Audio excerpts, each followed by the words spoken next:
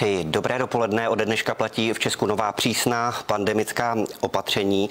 5. ročník Mezinárodní konference Digitální Česko jsme ale z velké části přesunuli do virtuálního Good morning, ladies and gentlemen.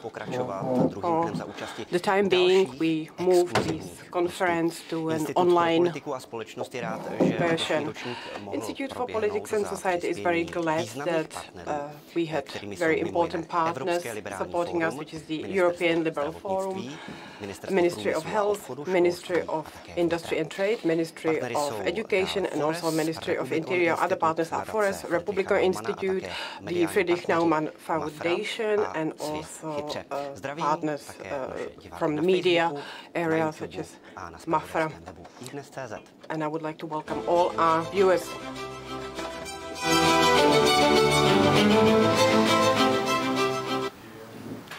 A pojďme teď rovnou k úvodu naší dnešní konference. Now let's start with the opening of today's conference. I would like to ask Šárka Prát, member of the board of the European Liberal Forum and Executive Director of the Institute for Politics and Society, for her opening word. Ladies and gentlemen, it is my honor to welcome you on the 5th year of the conference Digital Czechia. Although you're only watching us from the screens of your computers, how better to watch a digitization conference than using the advantages of technology. I would like to welcome you on behalf of the Institute for Politics and Society and also the member of European Liberal Forum, of which I am the member of the board of directors. They are co-organizers of this conference for many years, and we've been at the start since 2015. The European Liberal Forum has about 50 think tanks in itself from the EU. Together we create space for dialogue on European integration, liberal politics, ideas and the future of Europe. We realize that such discussion with regard to what's going on around us, we need it more and more. The year 2020 is in the name of COVID-19. In a heavy, difficult crisis, it is very difficult to find the light at the end of the tunnel. However, I believe that the hard times we've been through and still going through can be another support for cooperation, endeavor, and strive to create future based on digitization. Available digital technologies allow us to make our work more effective because we can leave routine activities to software and will allow a majority of a big part of population work from the safety of their homes. Many institutions here have tried this year a distance operation, which of course brought some issues with it, but on the other hand it gave us loads of good experience and it moved us forward. For the Czech Republic itself, digitization is a great opportunity as it has a great potential for growth, whether creating new jobs, supporting innovations and creative thinking, lowering costs or making the bureaucratic system more efficient. We still have loads of work ahead of us. This conference is mainly an opportunity to share our ideas, theories, as well as personal experience regarding digitization and maximum use of what is on offer nowadays. That's why I'm very glad that we've managed to organize the conference Digital Czechia, although it is in this alternative form. I believe that this year is going to be very beneficial as well, and next year we're going to meet here and we're going to be using the potential of Czech economy more effectively. Last but not least, I would like to thank to the Ministry of Health, Ministry of Interior, Ministry of Industry and Trade, and Ministry of Education, Youth and Sports for their auspices on this conference. And on behalf of the European Liberal Forum, I would like to wish you a fruitful conference. And I'm sure that it will work well even in this virtual form.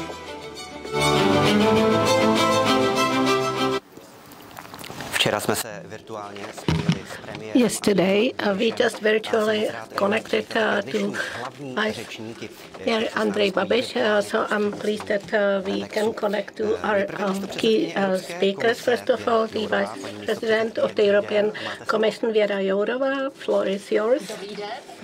Good morning. Can you see me? Can you hear me? Yes. Dear ladies, dear gentlemen, dear friends, thank you very much for the invitation. Yes, I'm with you digitally only. We can just say that at the conference Digital Czech Republic, that feels right. But of course, I would prefer to see you in person to discuss everything thoroughly. Unfortunately, this is true for present times, and those who just named Digital Czech Republic conference didn't know that in 2020 the name of the conference will be even more important. The same applies to Digital Europe, because what we are going through, being positive, on a positive note, it serves us as an impulse to go forward, to use more and more digital technologies. So it's a great challenge, and of course I would like to wish you also to see you physically in person next to you. But don't be afraid, this is not the end of my speech. It is rather a positive opening of my speech. Today I would like to speak about our way, how we would like to use in Europe the current development in a positive way, while focusing on negative issues and potential risks. We have to keep up the pace digitally in Europe, and once breakthrough solutions appear, we have to be present.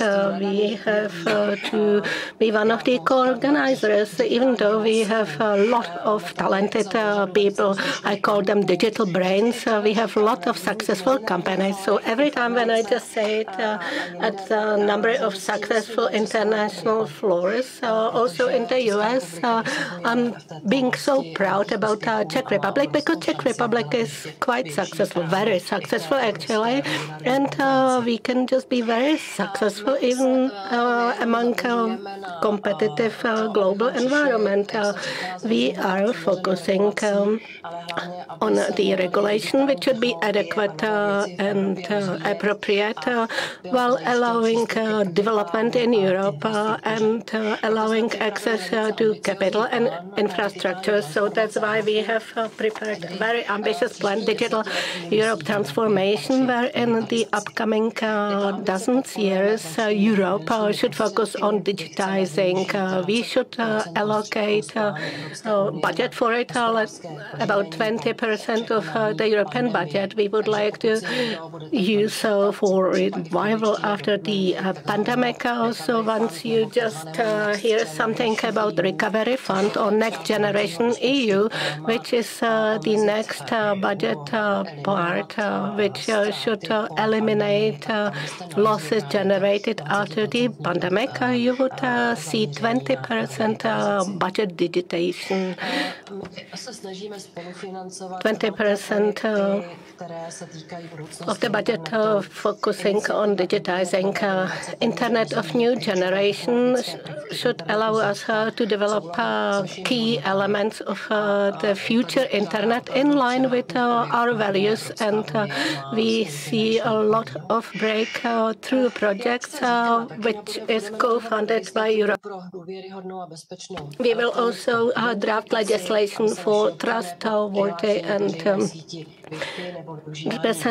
secure digital login identification, where everybody can identify themselves directly. Then we support enrollment of AI with respect to all risks associated with this new technology.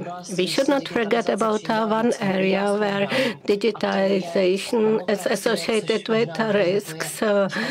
which is a democracy. As you probably know, this is my task in the Commission to protect democracy and highlight potential risks. We always thought that digitizing may involve people into political discussion that were not enrolled before, and we just felt that we will increase participation of inhabitants in public discussions, and we were also hoping that politicians will be closer to populations.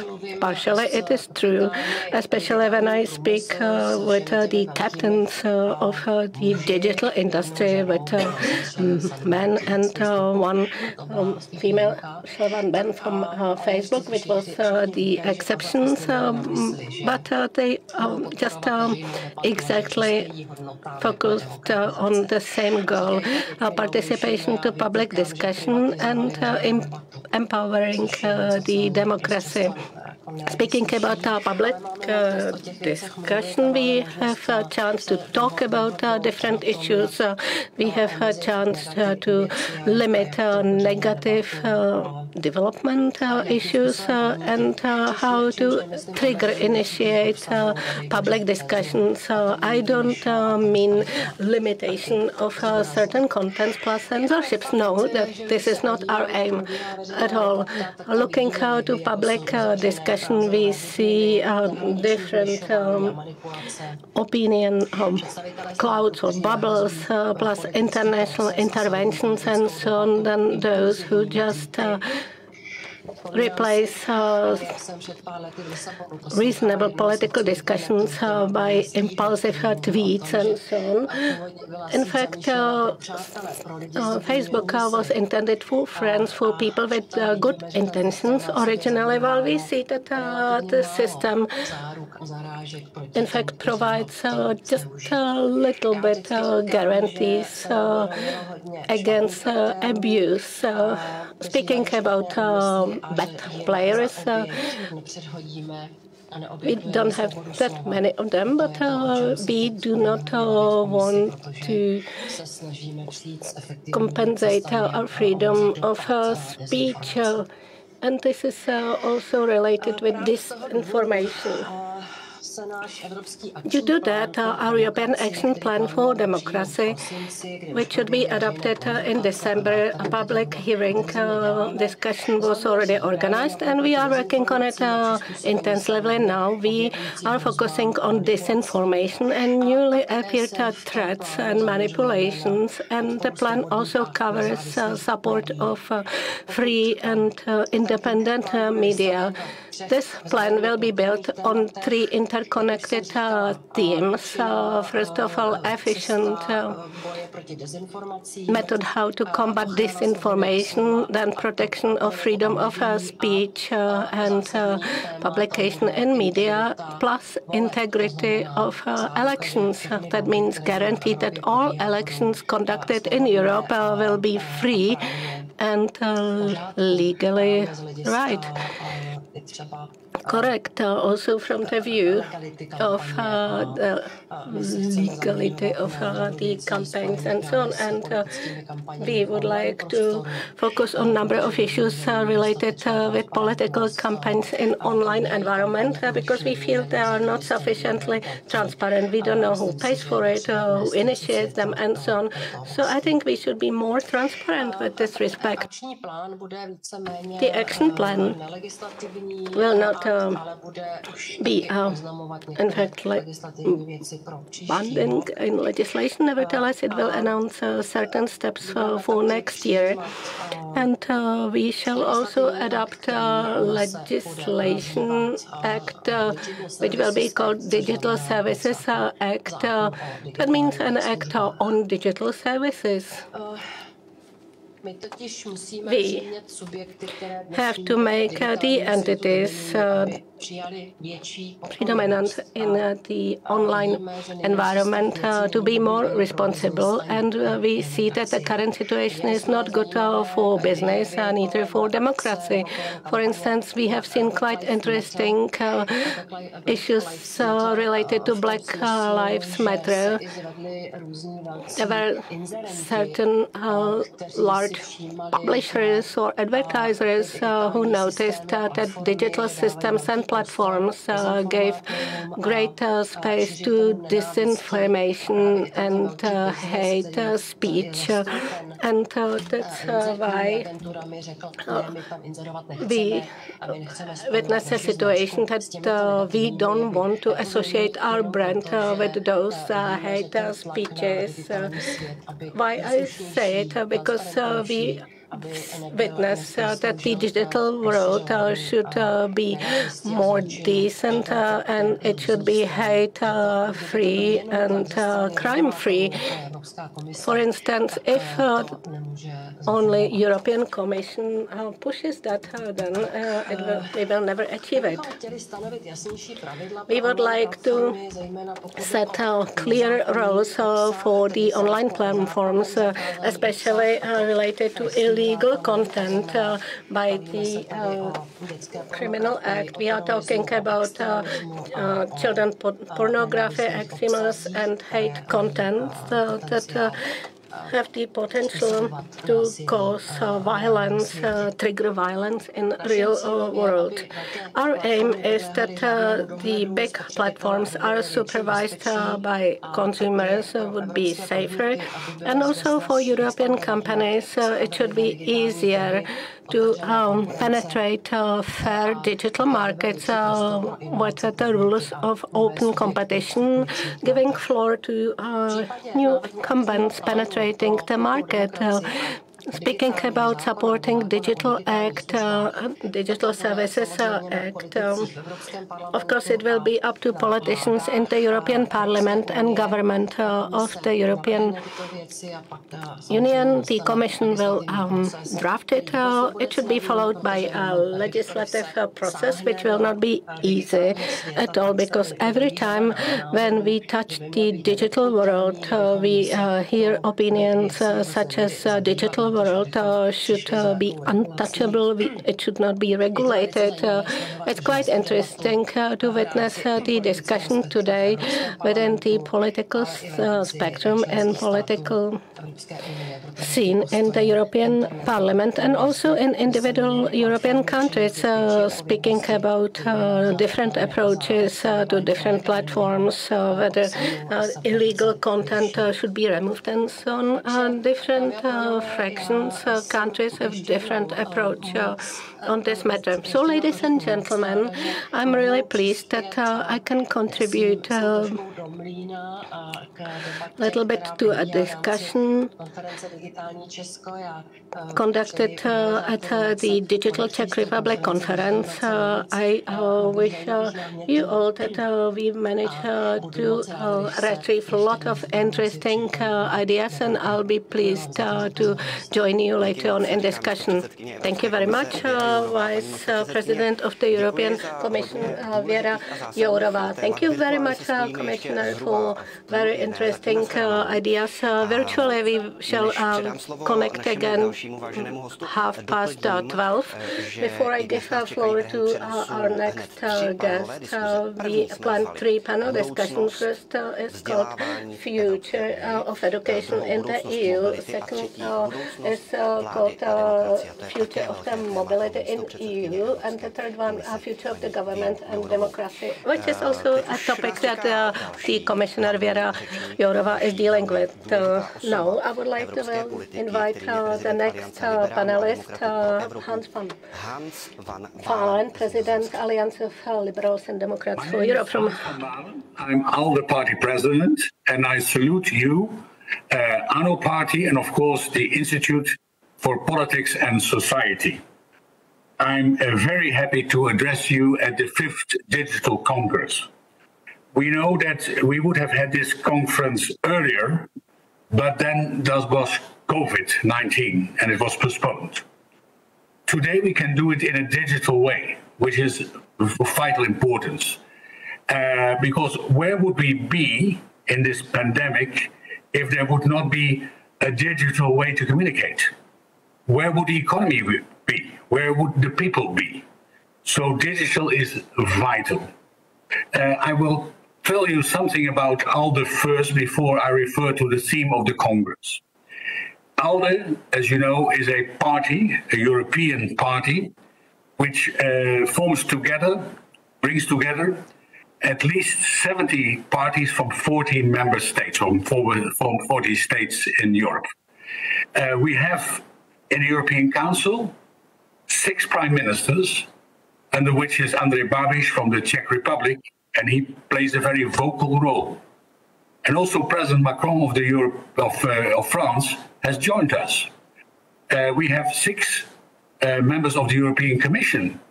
Amongst is Vera Jourova, Vice President for Values and Transparency.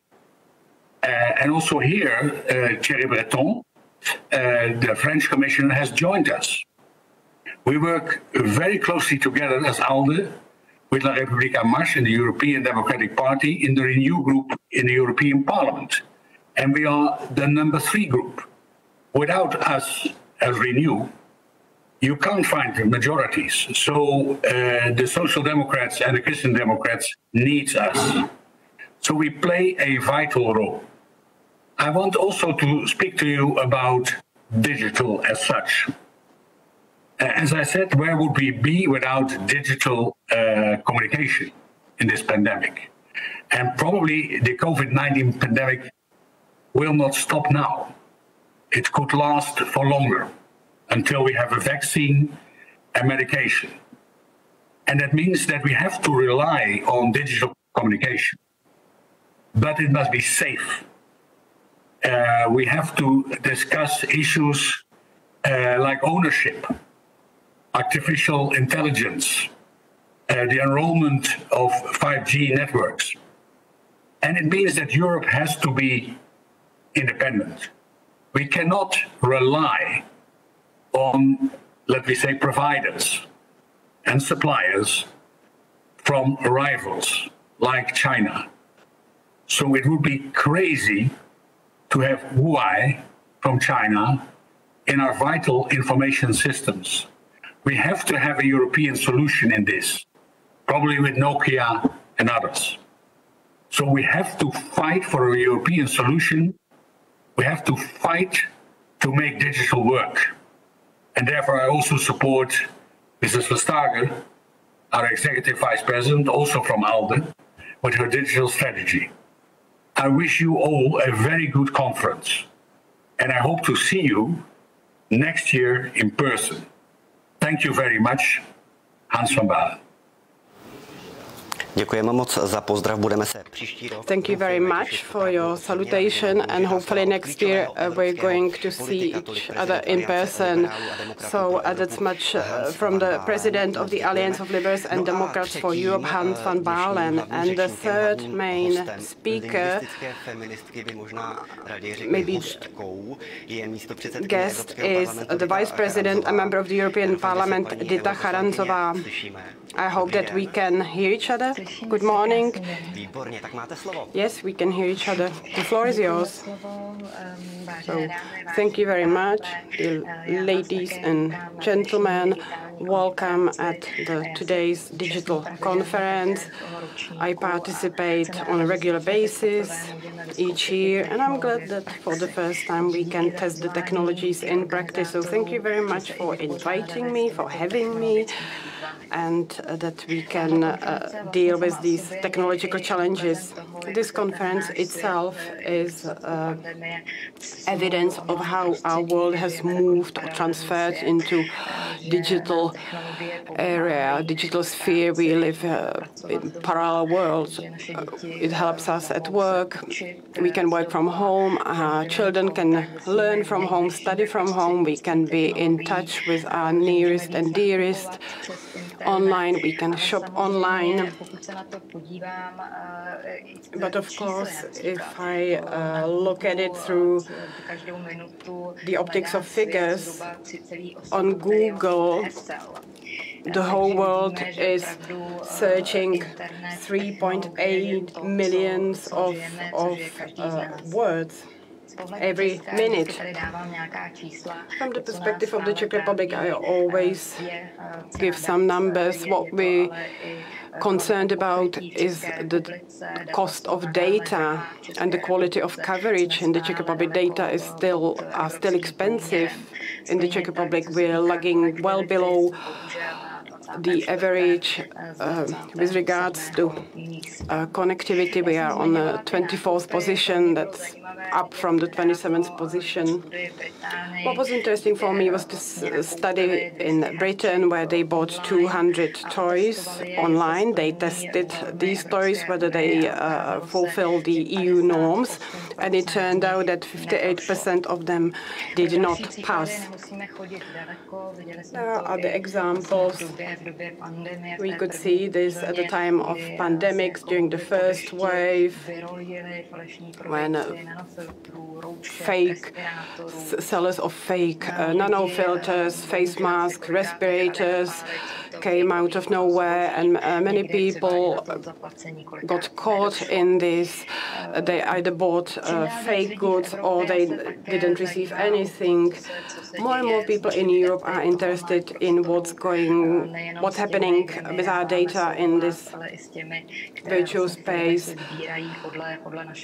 with data what companies collect according to our behavior on the internet. We all know that we agree with agreements when we want to enter applications, when we want to use certain services on the internet, and hand on heart, how many of us actually read these terms and conditions. So, simply speaking, it's a parallel world for us, and I would like to follow up to what the Commissioner said. Internet should be mainly a safe space. It should apply that what's illegal in offline space is illegal also in online space. We all have to have our share of responsibility, but the main big platforms, that intermediate services, mainly. When I was thinking what to talk about here today, I was thinking that maybe the Czech digital business might be interested in what's being prepared in Brussels. And in Brussels, we are preparing a historical change of legislation in the area of digital environment within the past 20 years. The legislation that we now have tabled, if I am to sum it up, it basically used to leave things open for the internet. And it turned out that we need to look at things, how can we legislate these things. When I'm listening to the debate in Brussels, I think to myself, that are good intentions to protect the digital environment, and as we say in Brussels, to create certain digital European autonomy. I hope that we don't start building new barriers in Europe, because we would be creating specific rules just for Europe. There is a risk that by doing so, we would cut off from the rest of the world. And as we know, digital world is boundary-free, and that's why we should not form boundaries or obstacles so that the digital world functions as it does. The package of measures called Digital Act on Services is going to affect every subject that's now active in digital space. If I look at the biggest shops in the Czech Republic, such as Alza or Mall, they're definitely going to be affected by this legislation, and I'm concerned that we don't focus on the smaller players in the digital environment too much, because they don't have armies of experts and specialists to be able to tackle the new legislation. What is this debate about? The debate in Brussels is around whether we will want platforms to monitor the content on their websites, whether we're going to prohibit targeted advertising, whether all companies will have to report about all changes made on their websites, whether we're going to force companies such as Google, Facebook, Amazon to divide so they don't have a dominant position in the market, how to ensure freedom of speech in the online environment and at the same time fight against harmful content on the internet. These are the questions that are now being raised in Brussels frequently, and I hope that Czech business is going to be part of this debate as well. I personally understand the call for greater responsibilities, because with greater power there needs to be greater responsibilities, and of course the big giants need to take on a bigger share of responsibilities towards us, but sometimes in Brussels I believe that the road to hell is paved with good intentions, and I fear that with the idea that we would like to regulate Google, that we impact all the players in digital space in Europe. Other thing related to this is that Europe and the European digital space is connected closely with America, and rather than going through the path of regulations, we would like to choose a different path. Although we see that on the other side of the Atlantic there is a similar debate about whether to and how to regulate technological companies. My objective is that in these European proposals we reflect the specifics of smaller players in the digital environment. When I first read the documentation for this conference, it brought to my mind the words of one of my friends who is a very successful Czech entrepreneur in the digital world. And he gave me a piece of advice and said the best rules that you can prepare for the digital world are no rules. I understand that companies would welcome another type of support, but investing more into education, preparing more experts, more graduates of ICT. In the Czech Republic, I'm sorry that there is only 10% of women in these areas. There should be improvement in the Czech Republic with regards to communication with the public administration. Everything speeded up, got better, because we can see we have electronic sick note, electronic prescriptions, etc. But with regards to digitization of public services, Czech Republic is still on the 22nd position in the EU, and there is only half of the Czech population that communicates with the state administration electronically, and the EU average is about 2/3. I believe that EU should reflect or respond to the needs of inhabitants,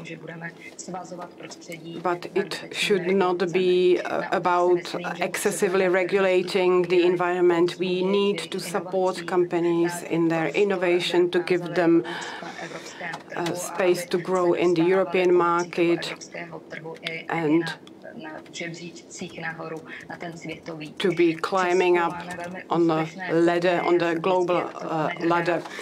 In the Czech Republic, we have very successful companies, and I am very proud of it.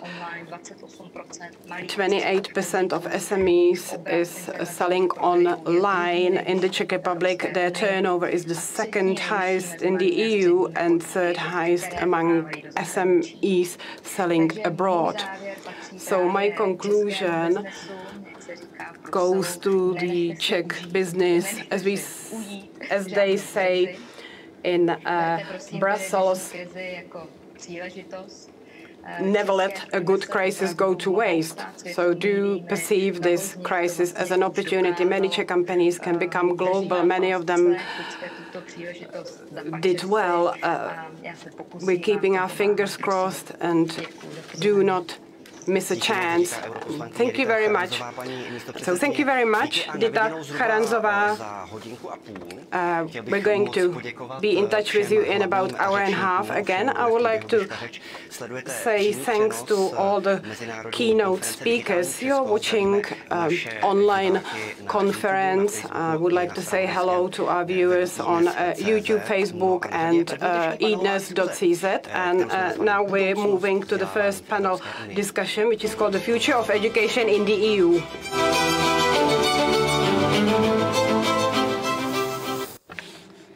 No a do našeho studia now v tuhle chvíli dorazili naši další we have our new guests in our studio, speakers, Jaromír Beran, the Director of Education Policy, Ministry of Education, Youth and Sport, Michal Šebek, the Professor of Cybernetics and Head of Department of Control Engineering, Czech Technical University, Prague Innovation Institute.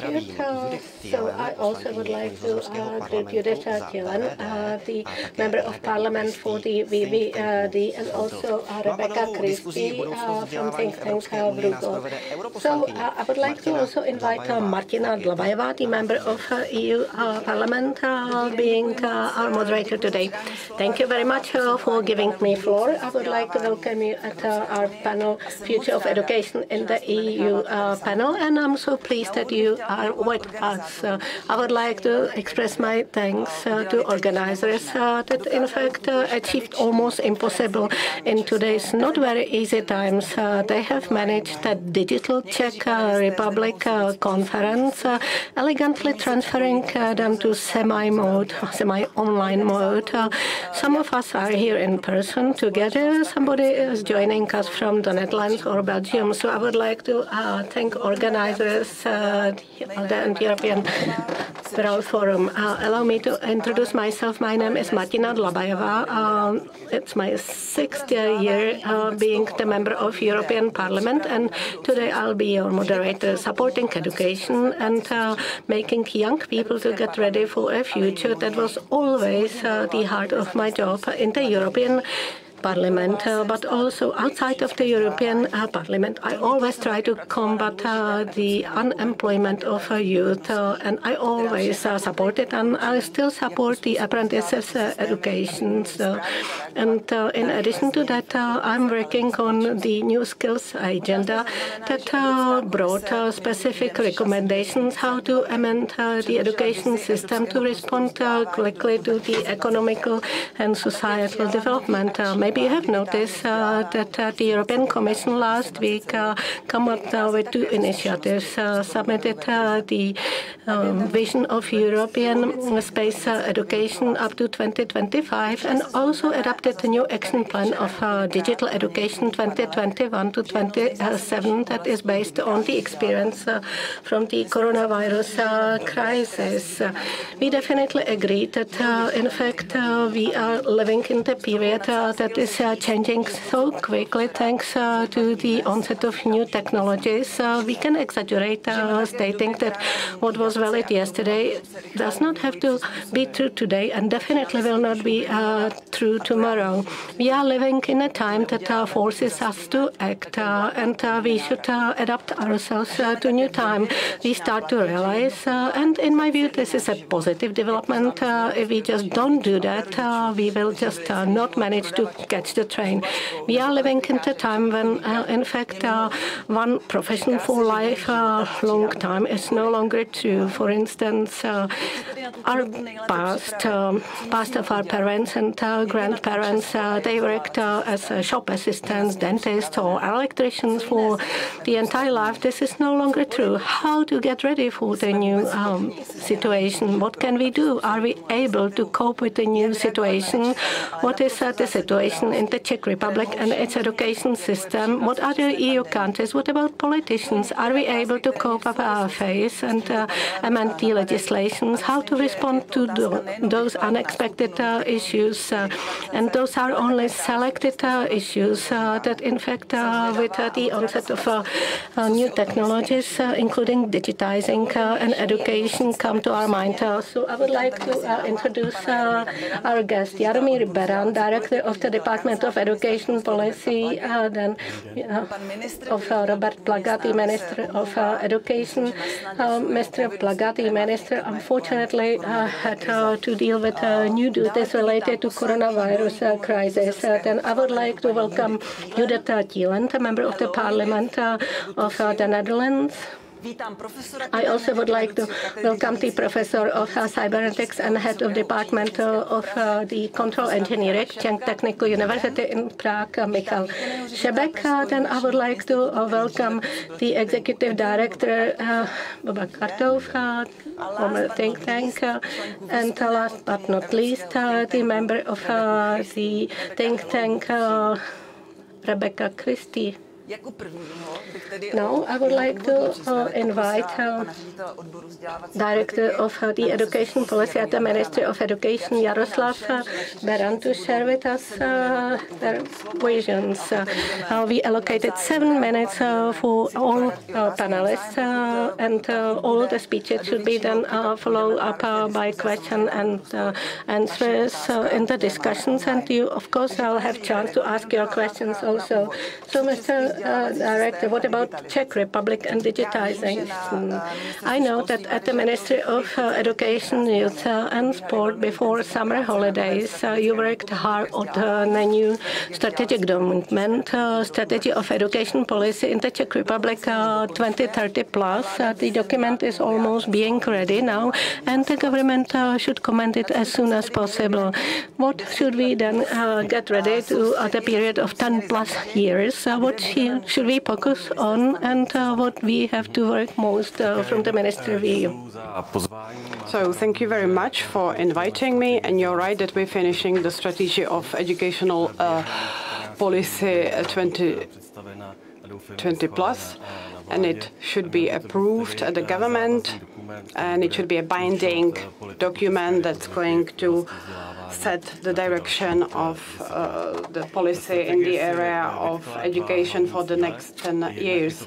It has 2 main targets: develop competencies important for civil, personal and professional life. And the main leitmotif is what you summed up at the beginning, is to give our students and pupils such competencies that allow them flexibly react to the ever-changing, ever-fast-changing world. The second topic, very strong in Czechia, is the topic of inequality with regards to the approach to education. In the Czech Republic, there are great differences in the quality of education, not only between different schools, but also between different regions. These are 2 main objectives of this strategy that we would like to focus on within the next 10 years. I see digitalization as absolutely natural part of the strategy. It has its chapter in it. We speak about 3 topics. One is a development of a digital literacy of students, and to be able to do this successfully, we need to support education of teachers, support them to use digital technologies in education. And then there's a third phenomena related to digitization, that's the so-called digital gap, meaning the differences between the access of students and pupils to technologies and with what competencies they enter their adult life. Each strategy is as successful as the success of its fulfillment. That's something that we could perceive when we were preparing the strategy, and we perceived it as a key parameter. and we would like to implement main strategies and digitization, 3 main strategies. Digitization is one of them. Within the first stage, we're already completing modernization of framework educational program for the subject of informatics. And we would like to expand this subject. We want to modernize it. We don't want it to be just about user skills, so to speak, but we want pupils to be able to think in terms of the IT world. And I hope we're going to manage to introduce this in this autumn. The next follow-up step closely related to this is expansion of the digital literacy and digital topics to other subjects, whether it be math, Czech language, the natural sciences and other social sciences. We would like to have this ready and presented to the public at the beginning of the next year. So this is the basic framework where we're responding to the oncoming trends. None of these things was written from the table, so to speak. We did 2 test surveys, two tests in Czech schools. So there is a set of tools for students and pupils, and that's one package. Another topic without which we can't talk about successful digitization of education is the topic of infrastructure at schools. As you know, in the Czech Republic we allocated 1.3 billion for equipment at elementary schools so they can implement the distance learning and to be able to lend this equipment to students that don't have the given technology available in their homes. So that was, from my perspective, the first important step to prepare for what's coming. The next step we're planning, and we would like to use the EU funds for it as well, is the digitization of schools in relation to content revisions. And we surely need to support the external and internal connectivity of schools so that schools have the elementary physical conditions ready to be able to implement digital education.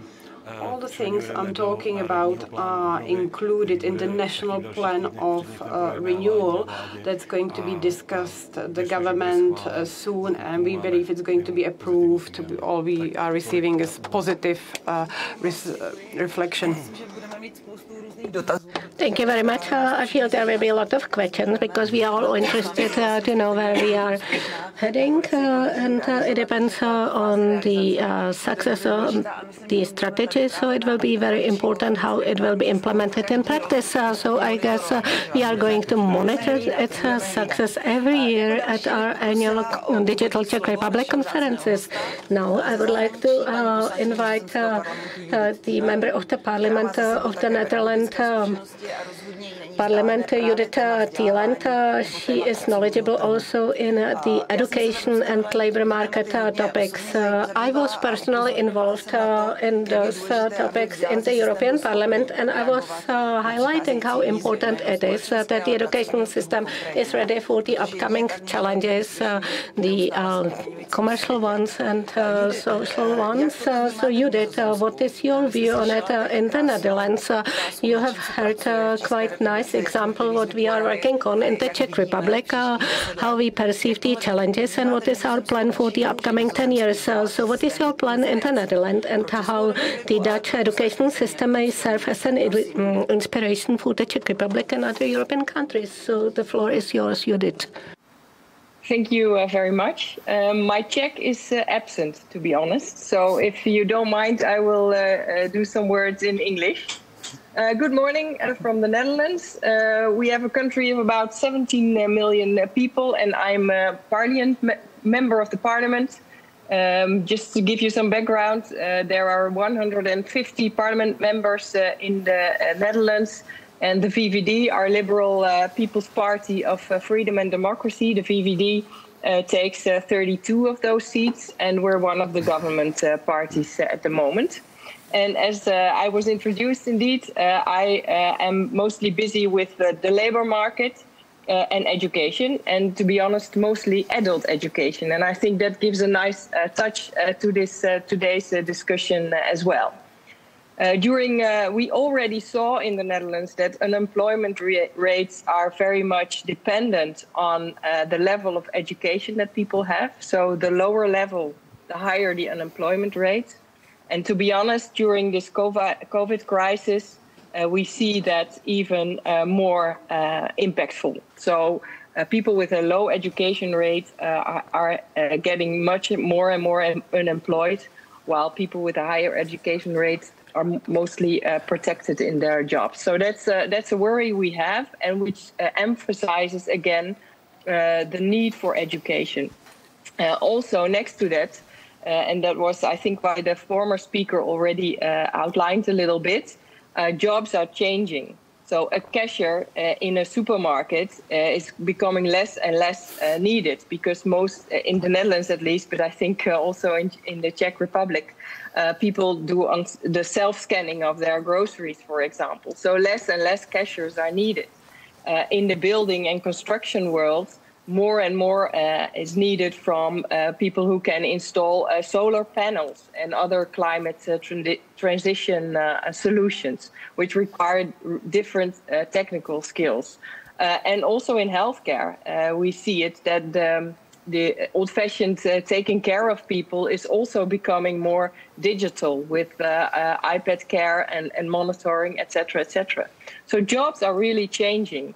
And next to making sure that our pupils become more digital literate, they need some more skills. And also the adult population needs more skills. So that's why in the Netherlands we are working on labor skills, actually inspired a little bit on the big scientist Darwin.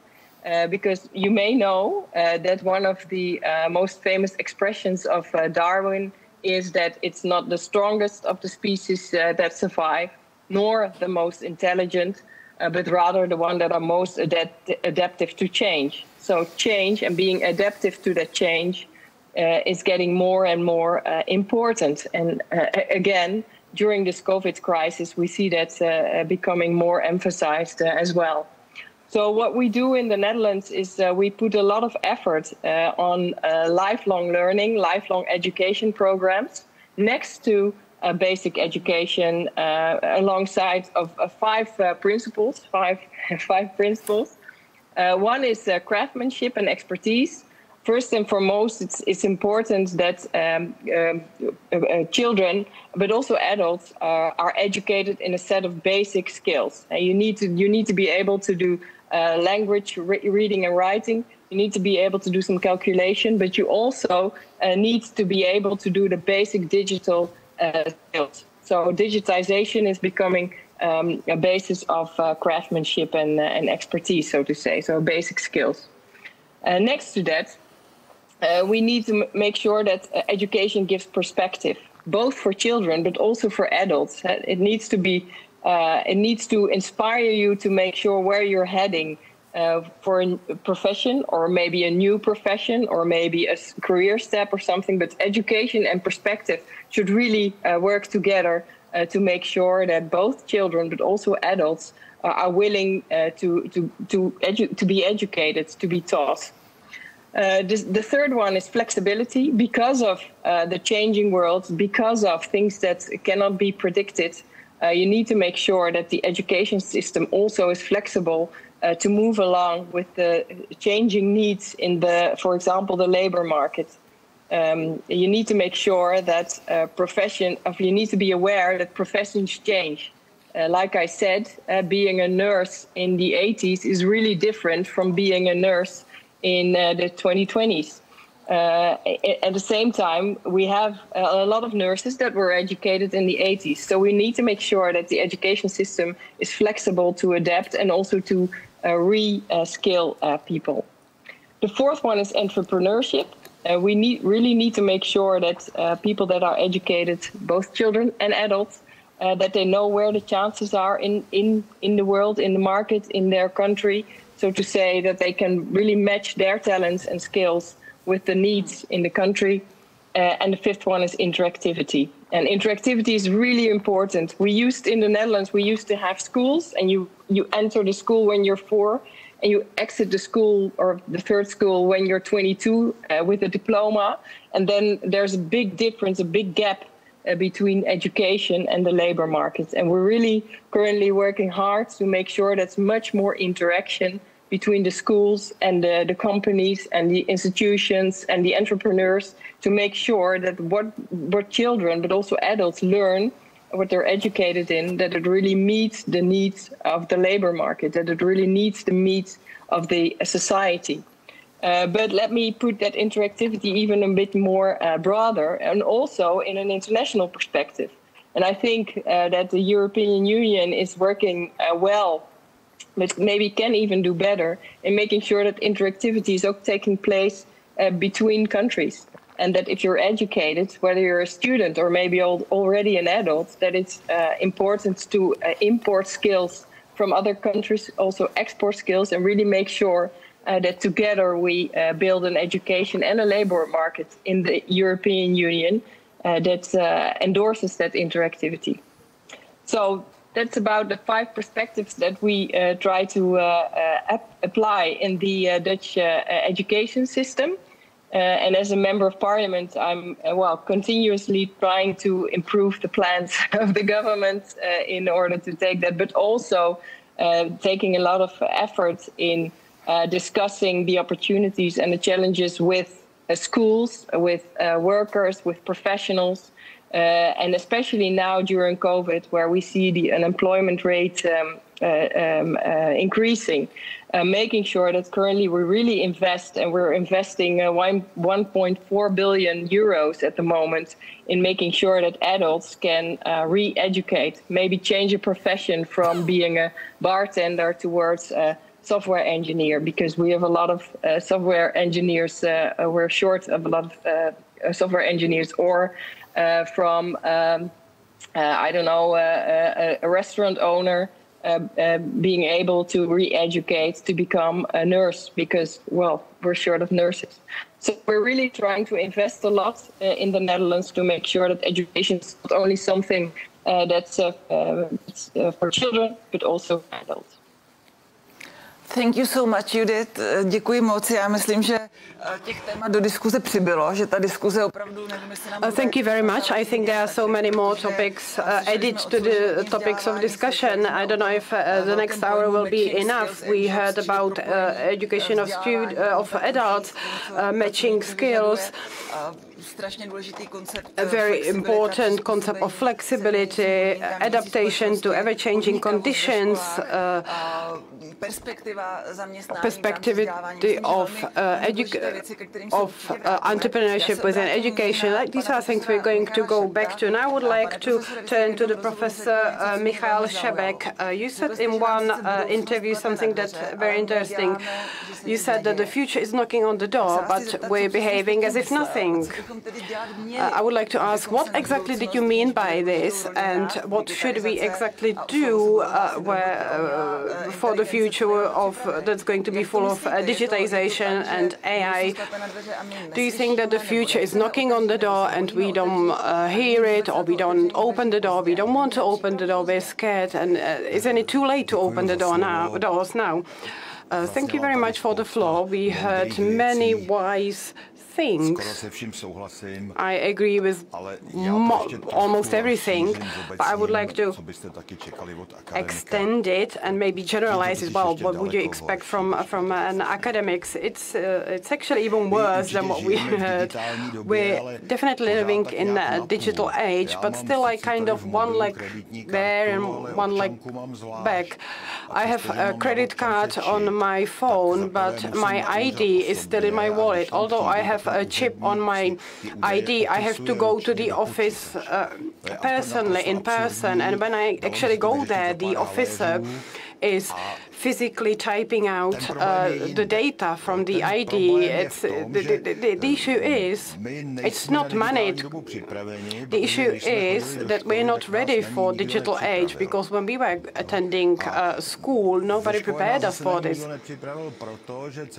And at school we were not prepared for it because the overall setup of society is not future-focused. We live in the present. Not only that the female magazines recommend it, that, you know, carpe diem, but on the other hand, the banks say live in the past. Spend money and then think about it later. The issue is that it's not related to digitization. The issue is that we are not ready for any changes whatsoever. We are not being educated to be ready for changes that we are going to face and that we have no idea about. We missed few trains when it comes down to digitization, but let's not miss the train for the next age, by the quantum age or whatever. The issue is the lack of flexibility. We are not educated to be flexible, because education cannot respond to changes in the labor market. The delay is much worse than what Judith mentioned. Not only that the education takes 8 years, but we need to educate children that even in their 50th job position, in 50 years, the education is still useful for them. So let's stop educating children for just one type of job position. We heard about weird things like special vocational education to become a miner. It's really crazy, because before they even finish their education, the mines got closed down. So the issue is the lagging of the education. We need to educate children for ages that we have no idea about. But the fact that we don't know anything about it is something that we can do about. Other things or challenges we're facing, we're not ready for the complicatedness of the world. It's much more complicated than it was not so long ago. And most people learn about the complexity of the world, and it confuses them. The first informational revolution after the invention of book print, it has changed the world. And when people stop understanding the world, the natural response to this is that people tend to simplify it. And those that simplify it in the same way as me are my friends, and those that simplify it in a different way are the other ones, the others. Then in Europe we had Catholics and Protestants and 100 years of wars. Then we had Renaissance, humanism, Industrial Revolution. All these things are very useful and beautiful. It's just the changes, the transfers were difficult. Now the society is again splitting. And I hope that as things have speeded up, it's going to take less than 100 years, and that we're not going to have the wars as we used to have in the past. We're not ready for smart machines, whether they're going to be digital or whatever. With regards to robots, I lived in Holland for a few years as well. Perhaps in Germany they're ready better. But what are we going to do if there is a region in our country where 1/3 of people is going to be unemployed? What are we going to do? Not even the trade unions deal with this. At least the chairman is talking about it, but they don't have a single employee dedicated to dealing with these issues. Artificial intelligence or smart machines. They already understand us very well. We all know that Google and Facebook, that this artificial intelligence knows almost everything about us. It's okay, but what's worse is that it usually knows more about us than we know about ourselves. If you know things about yourself, you can defend. Well, then we can understand, like, they're sending me this adverts because I fancy blonde girls, or I'm a gay. But if I don't know these things about myself, then it becomes an issue.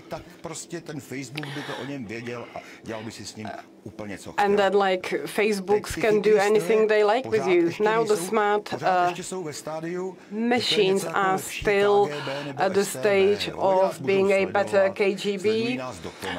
They watch us. It's the big brother. They watch us, but they still don't know what we're thinking. But it's not going to take long before the artificial intelligence knows what we're thinking. What would the KGB give if only they could know what we're thinking?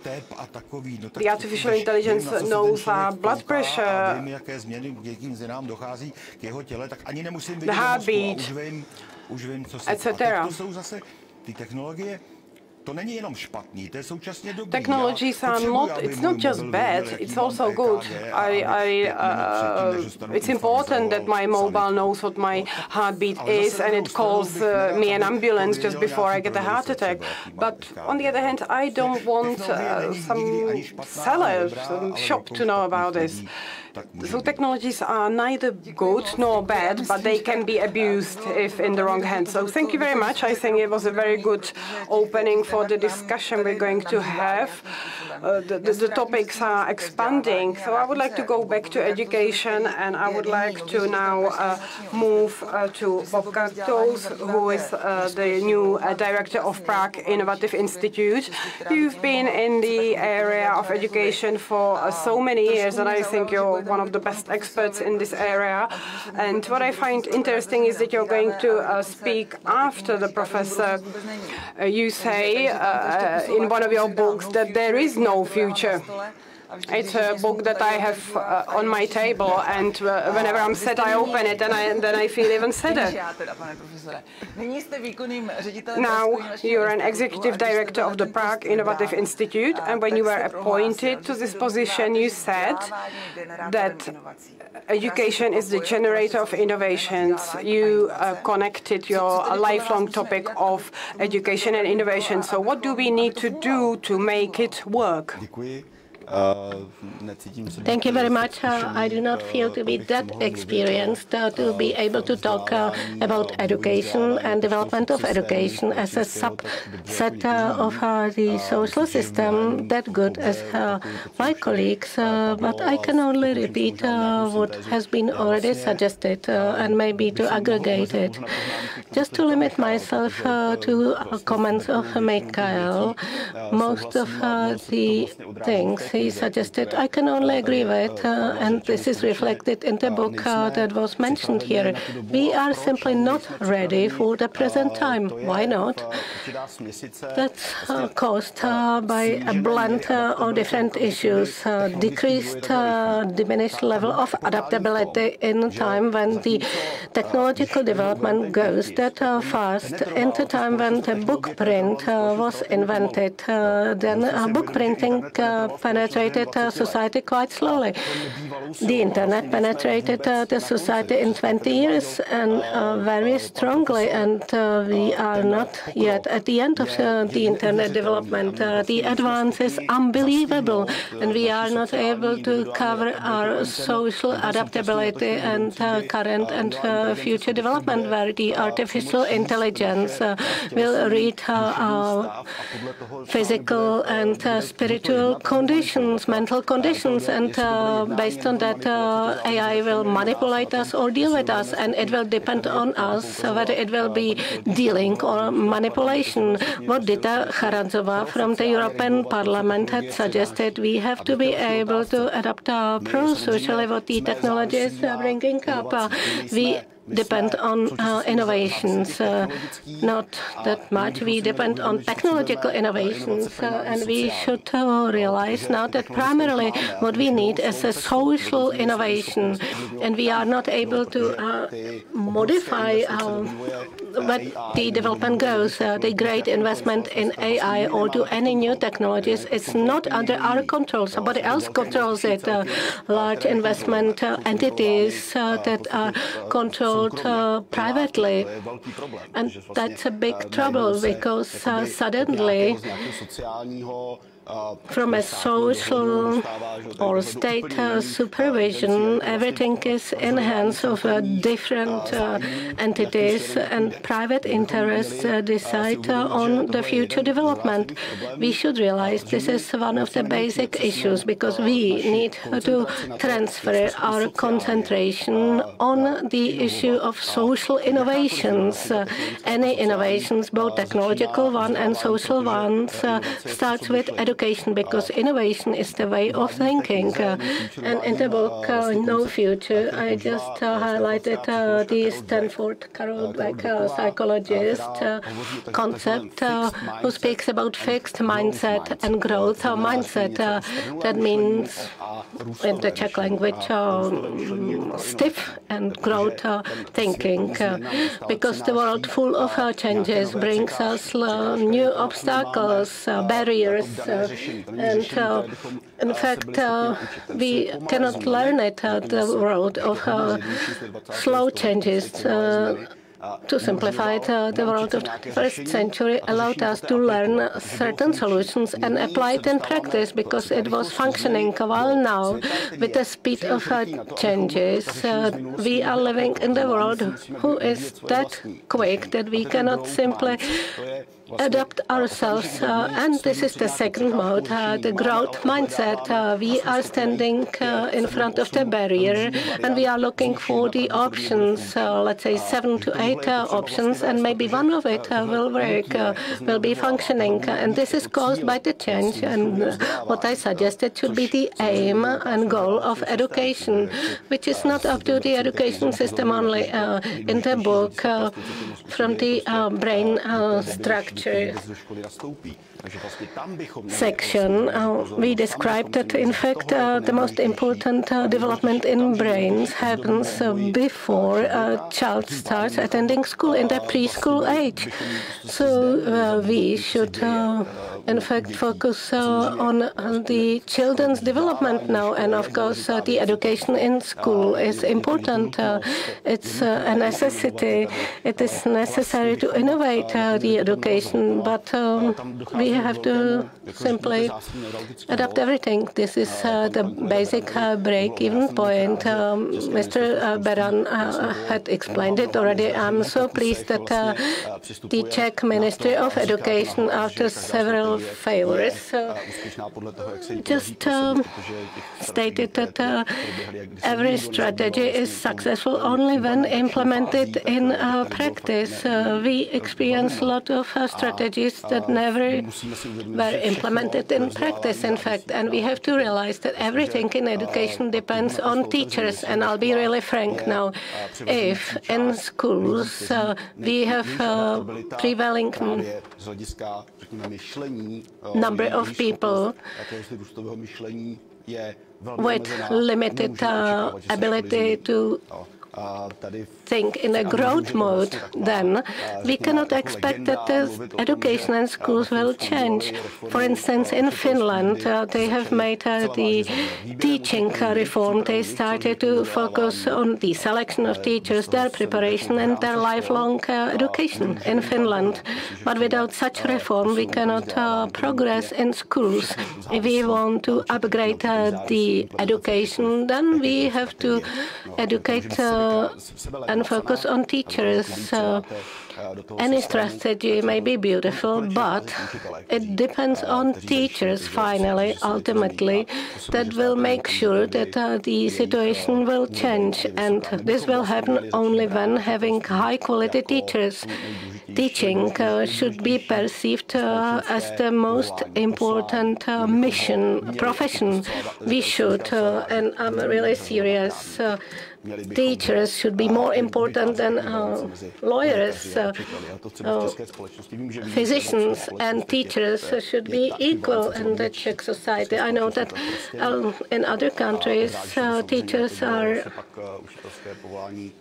enjoying higher prestige than in the Czech Republic, and it depends on the candidates. Thank you very much. So I would like to ask later on Mr. Beran how they wish to motivate teachers to implement the strategy to be successful. So then I would like to give the floor to Rebecca Christie from the USA. She lives in Belgium now and works for think tank Bruegel, and she is a long-time journalist commenting hot issues. Rebecca, you had a chance to hear our discussion now, and you heard the opinions of our panelists with different perspectives on the future of education.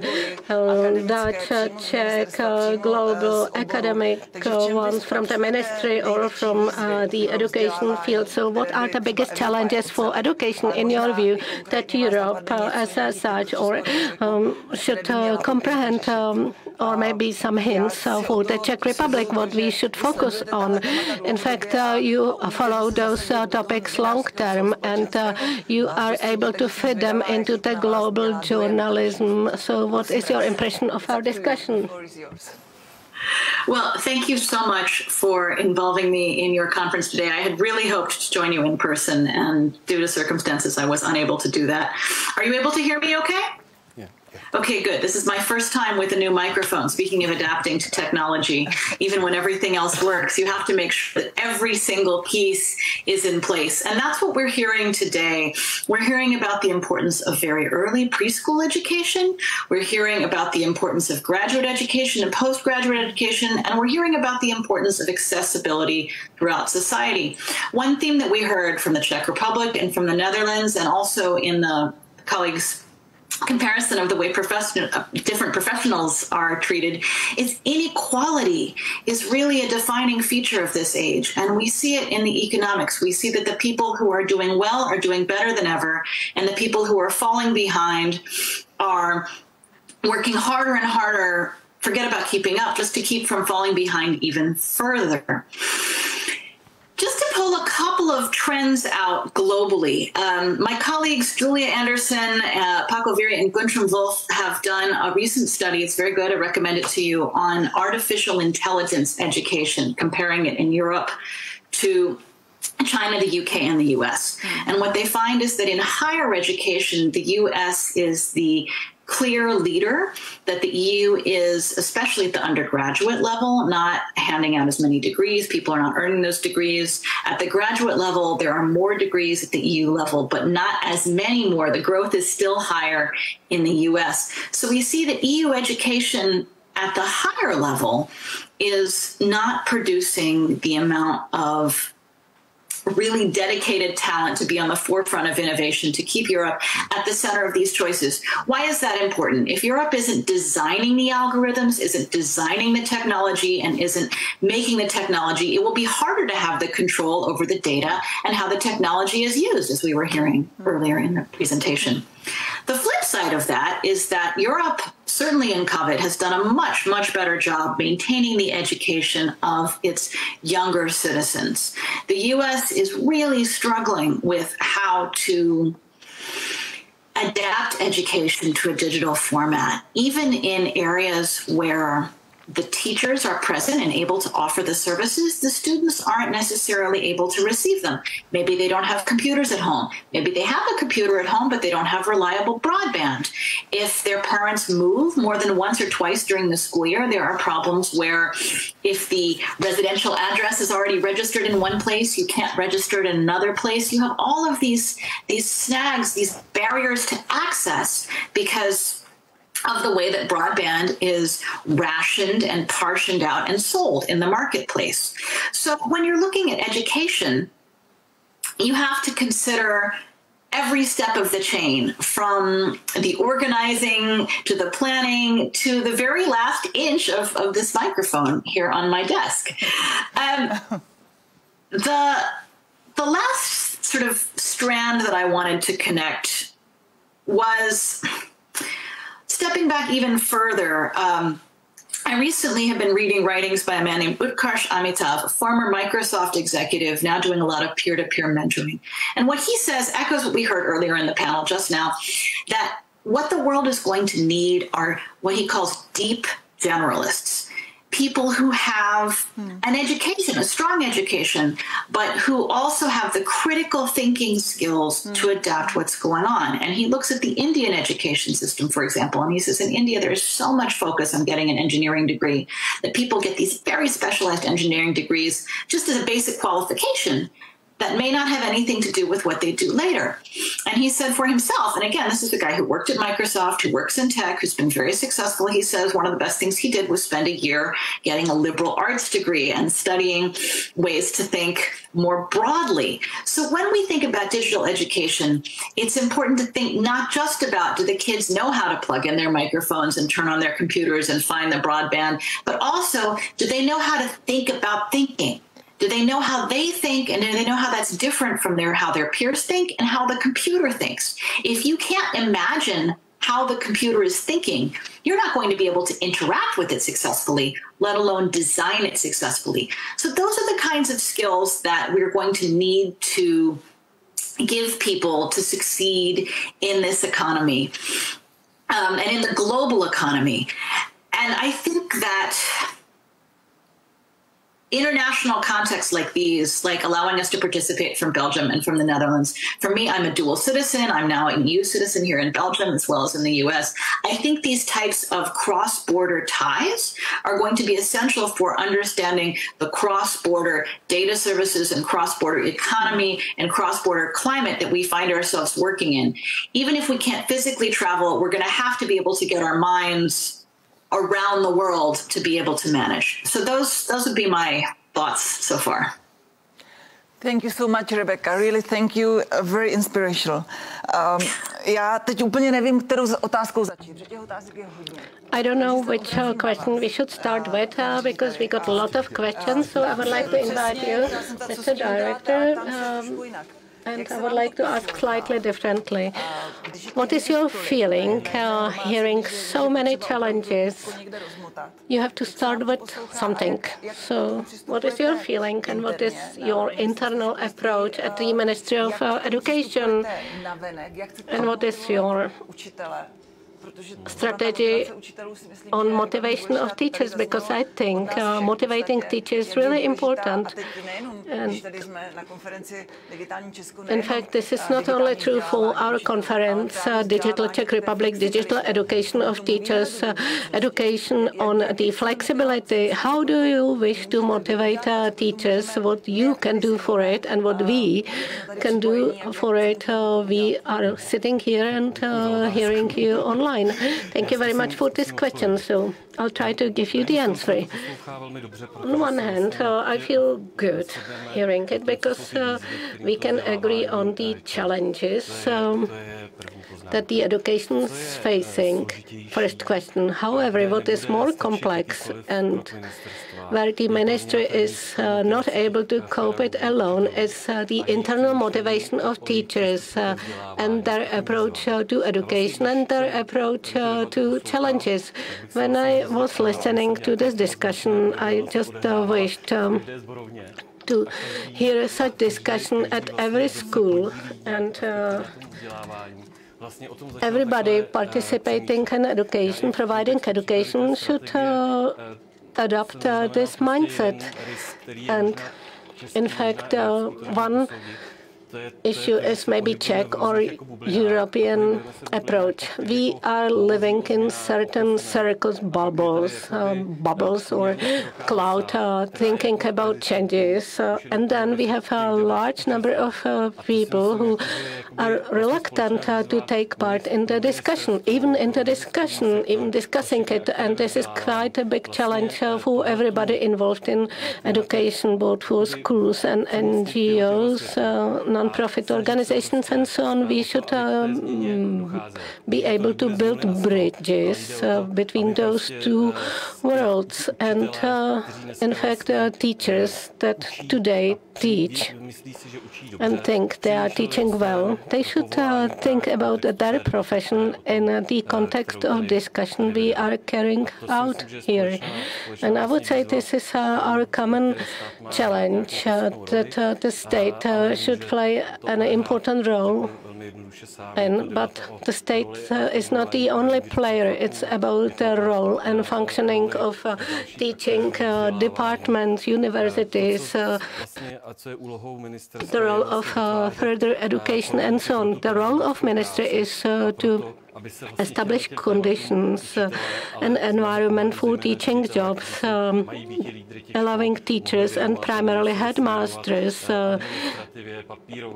being able to teach, not being tied up with administration and red tape, the other burden that consumes a lot of energy on the organizational issues instead of allowing them to focus on teaching itself. Thank you very much. I will have one nosy question, in fact. So one thing is the motivation of teachers. You said that it is necessary to establish wider discussion. I agree with you. Yesterday, Tatiana, the director of Czech, Slovak, and Romanian Google branches, she suggested that digitizing is not only about our skills, but about the shift in our behavior, changes of our behavior. We should get ready, and the synergy at all levels, it is necessary, and that's exactly what you just highlighted. You suggested that we need to move the discussion to teachers' lounges and so on, and it's about motivation of teachers. And the second thing is the change of behavior using the expression of Tatiana. So what do you think, gentlemen? What elements we will need most? Speaking about motivation of teachers. Yes, exactly. That's what makes the situation complex. We need to replace teachers, but we need to replace parents primarily. And we miss the social agreement that was established in Finland. So how should we reach such social agreement? It was necessary to start 50 years ago. Well, we could not do that, but Bob said it really well.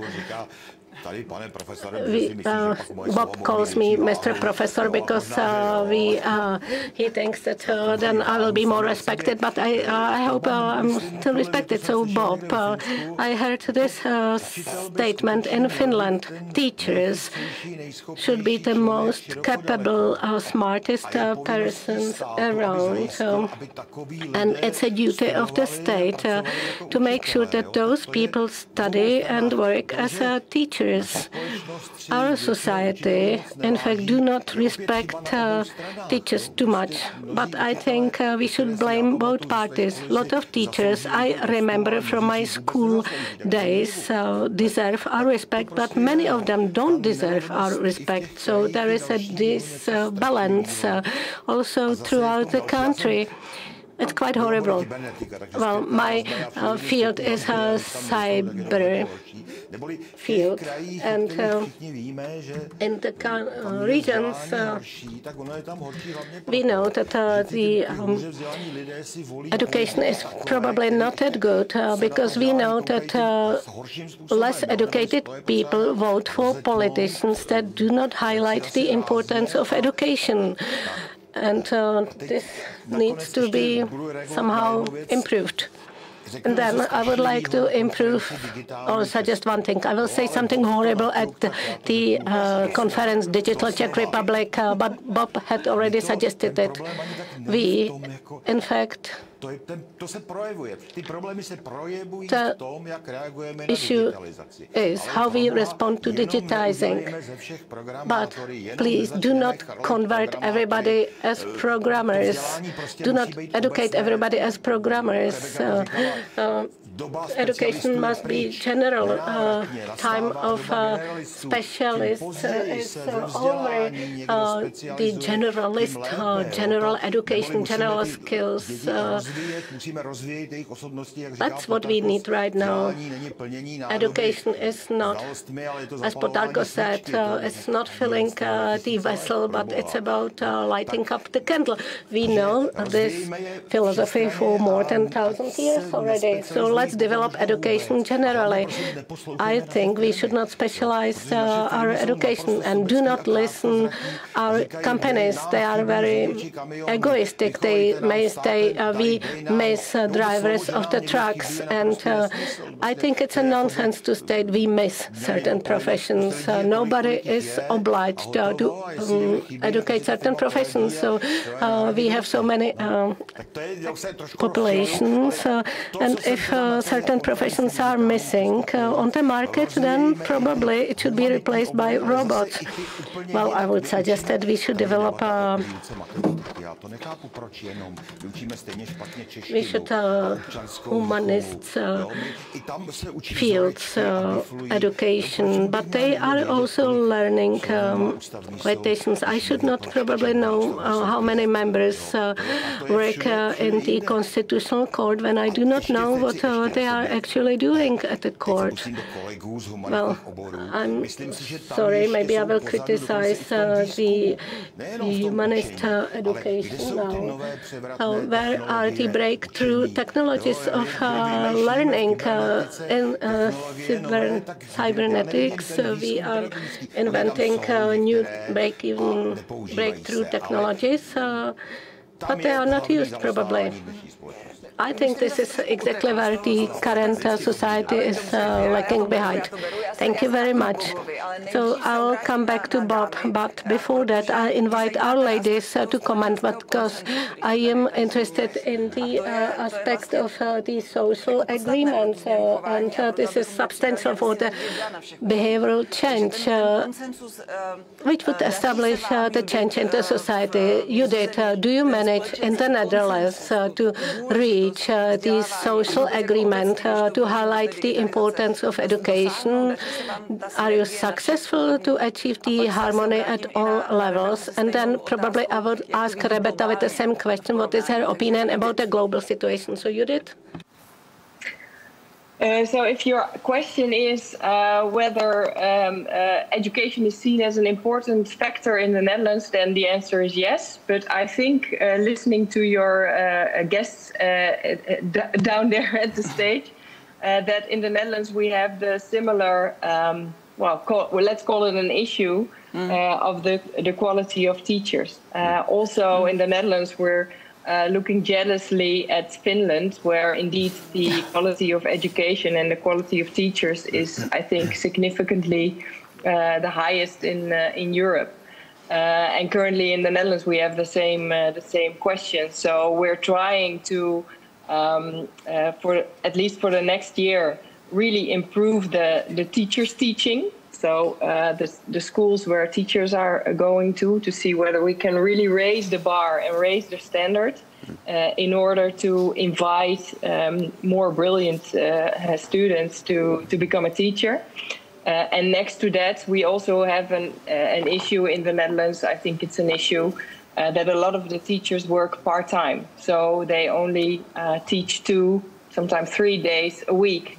And I think for pupils, it's very important to have an inspiring teacher that you meet more often. I think all of us can think of 1, 2, 3, maybe even more teachers or professors that really inspired us and really helped us learn new skills, new knowledge, etc. And I think that by a more dedicated teacher, you get more inspiration. So we're also working on trying to stimulate and motivate part-time working teachers to spend more time with their students. Is that a little bit of an answer to your question? Thank you. Yeah, it is. Já se zeptám na něco podobného Rebeky, jak to vidí globálně. Tady tenhle pohled i celospolečenského problému. I'm going to ask Rebecca something similar. How do you see it globally? I believe that we all agree that it's society-wide topic, but how do we get to the consensus of the entire system? Rebecca, can I ask you? Yes, so one of the most important things toward recalibrating our societies is recalibrating our approach toward migration. One of the things we've seen is that in the U.S., as U.S. immigration has become harder and harder to do, the technology companies are immediately suffering. They are unable to get the talent they need. They're unable to get the workforce they need. You can, I think, generalize from that to the entire world, to the extent that borders are closed and companies can't bring in the talent that they want to make their companies go and train other workers and foster the climate of innovation and development that's out there. We're not going to be able to get the progress that we want. So the social agreement starts with immigration. It starts with integration for countries that are used to being very homogenous, that now have a much more diverse set of people from all over the world, diverse set of people pursuing education, more women moving into these fields. These changes are starting to happen, but they need to be more entrenched.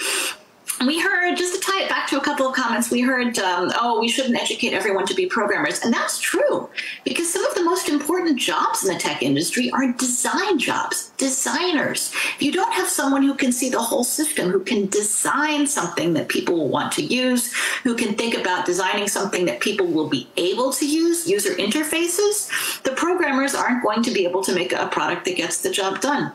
My last thought for you on this ties into something that really struck me in the opening comments is the trade unions being very behind on digital issues. Mm-hmm. We have seen in the US that although unions have been on the decline for many, many decades, there's been a recent uptick in unionization in new fields, in computer fields, in white collar and office fields, and fields that didn't see themselves originally having the same needs as people who worked in traditional factories and mining and traditional hands-on industries. Now we're seeing that labor also needs protections and also needs to be integrated better into the social compact. That's an area where I think Europe could get ahead in a hurry if a focus were put there. Thank you so much, Bobe. Já bych byla ráda, kdybyste to trošku zareagovala. Thank you so much. And Bob, now I would like you to frame it a little bit. So how about the social-wide consensus and change of behavior? I would like to follow up to Rebecca when she speaks about that on the turn of 19th and 20th century, the social consensus happened that there were units protecting the workers, groups, people that started working in certain areas, and trade unions are basically an organizational unit, somebody that protects their interests. What Rebecca said, that how, as the labor market is changing ever so dramatically, and people from these areas are disappearing. Majority of people works in services nowadays, usually white collars, not blue collars. The overall life standard of living is changing. It's absolutely incomparable to what was normal 100 years ago. The mindset in society is changing. How to frame our own interests, how to advocate them. So trade unions are struggling.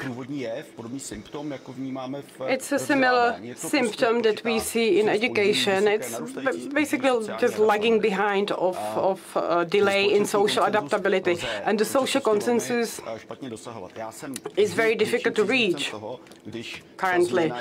I am a fan of changes being from the bottom, so-called bottom-up approach.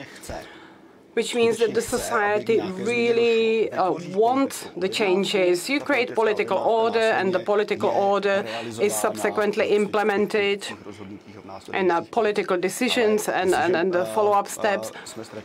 But if we lost, as Michal says, if we lost some 50 years, I agree with this, we obviously don't have time to wait for another 50 years before the change happens from the bottom.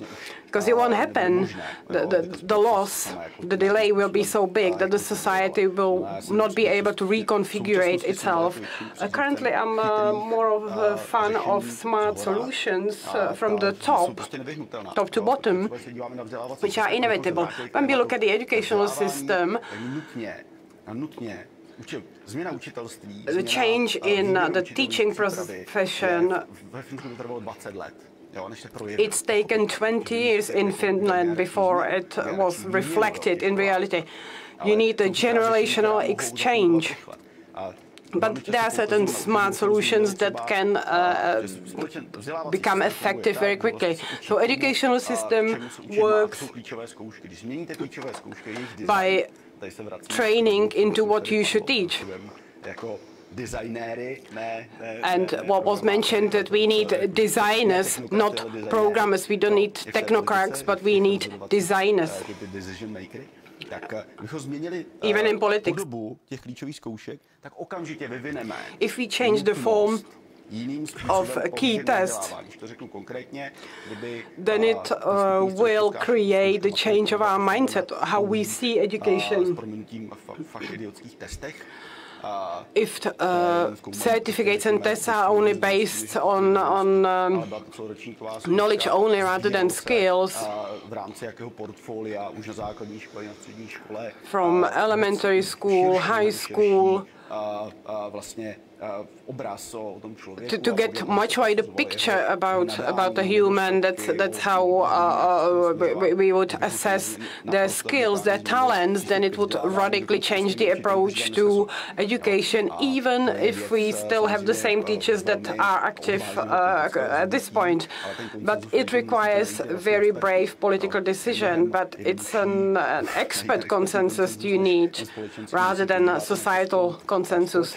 When you look at the Czech society, which is out of 75% happy with what the educational system looks like, then you're in trouble, because you're not going to see the political order. So it's simply a solution, but I'm not saying it is easy to achieve it. So thank you very much. We have some 20 minutes left. I would like to touch up on another topic before we move to the online questions from our viewers. The topic is the topic that you have never heard anywhere for a long time, COVID-19.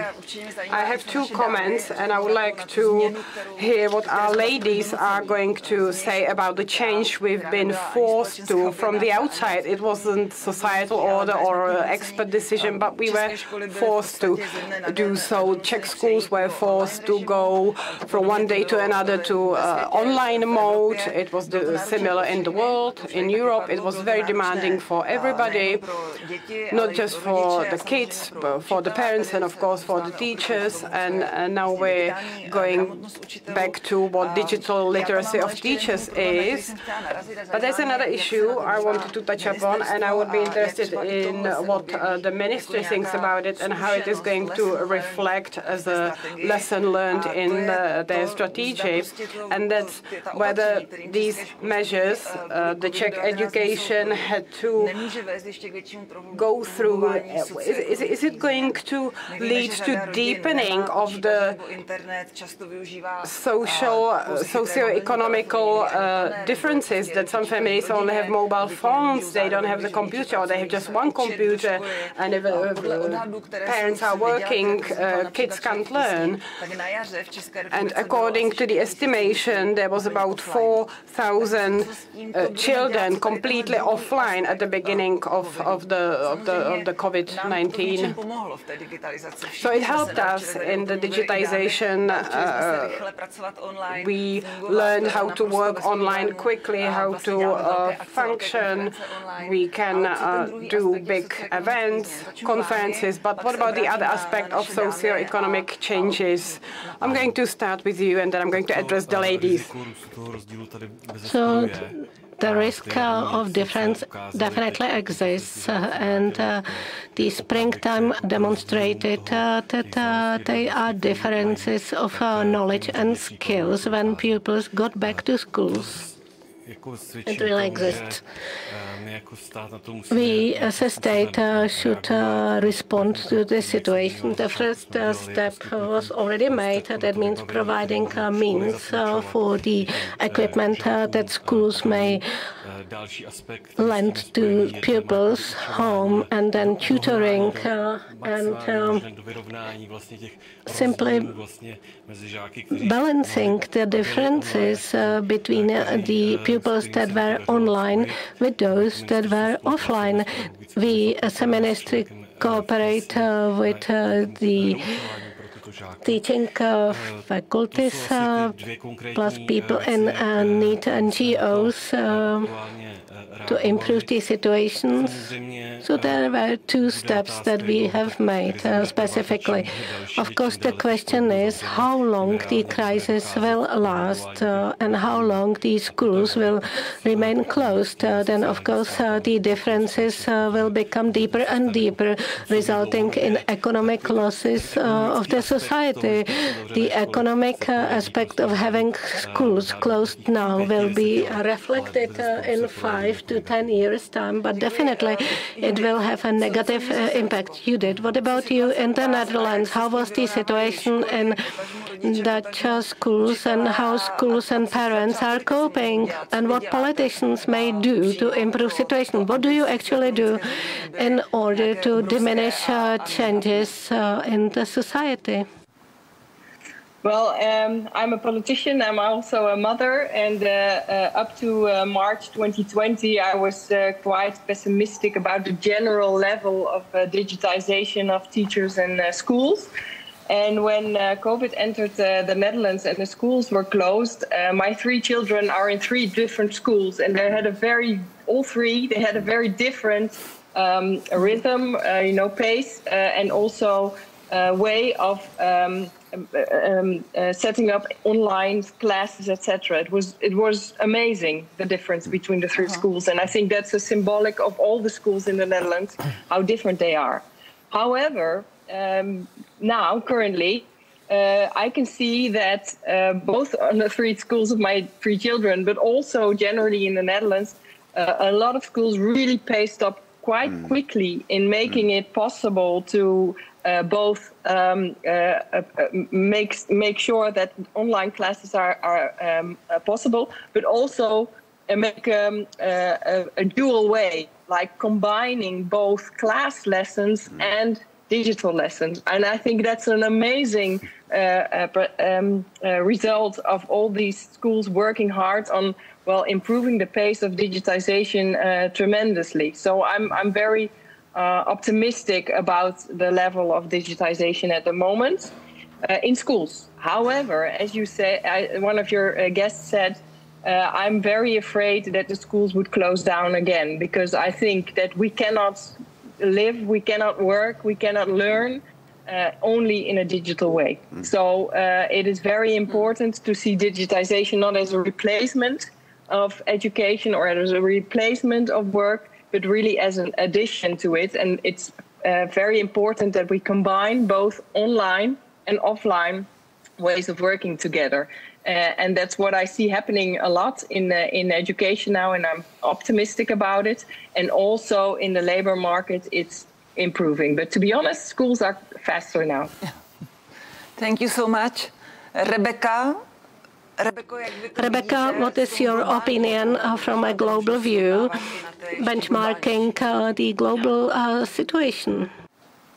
So I have some specific comments and some general comments. The specific comments are that we've seen now comparing all the responses of all the different countries, that the right way to do this is to keep the schools open for younger children and move them online for older children. That is pretty much the opposite of what they've done in the US. There are various economic and political fear-based reasons for that.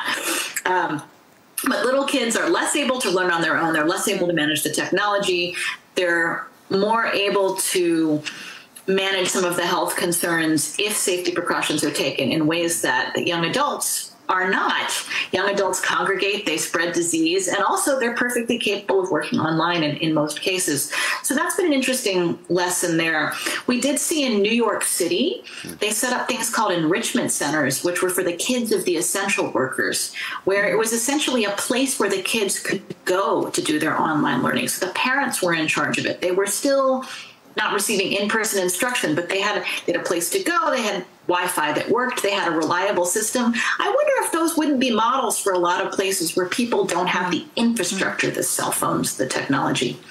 My broader comments are, this really shows us the importance of changing minds, of having an educational mindset that allows you to reevaluate and say, you know what, we tried this, it doesn't work, we need to try something else.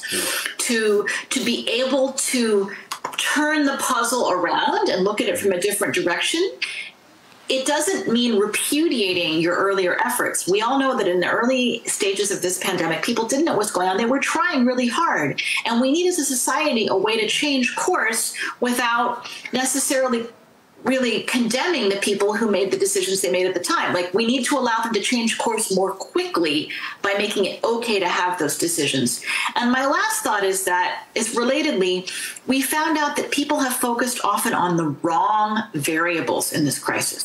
For example, now we know that ventilation is more important than really scrubbing everything with bleach. Bleaching your chair isn't going to make that big a difference, but turning on a fan and opening a window is. And again, what that teaches us is we need to step back. Certainly the think tank where I work, which is full of economists. I have an economics background. My colleagues are full of economists. And when this happened, everybody had their own Excel model of how the disease curve was going. And everybody wanted to talk about R, the spread. Is R going up or R going down? And it turns out now that we didn't have the data to make that number crunching meaningful, and that R may not be the way this thing spreads. It may be more random and cluster focused, and focusing on super spreaders like they did in Korea may be the way to do it. So my general theme, and I keep coming back to this, is we need holistic thinkers. We need broad thinkers, and we need people who can turn the puzzle upside down. And that is as important as any specific technical skill that people will learn. Thank you so much. Pane profesore, jak to vidíte právě ve Spojení s tím covidem? Vy máte Professor, what is your experience with the COVID pandemic? In universities, you have the experience, your students have the experience. What was the challenge? Did it help us in digitizing? Alespoň jsme tedy So at least officially we have realized that even in such a rich country, there are children who don't have a computer, don't have internet. I even know about a case where they don't even have electricity. So when we gave them a computer and gave them internet connection, it turned out that that the electricity is disconnected. It surprises me. My idea is that the government should have the data and should know exactly how many kids need what.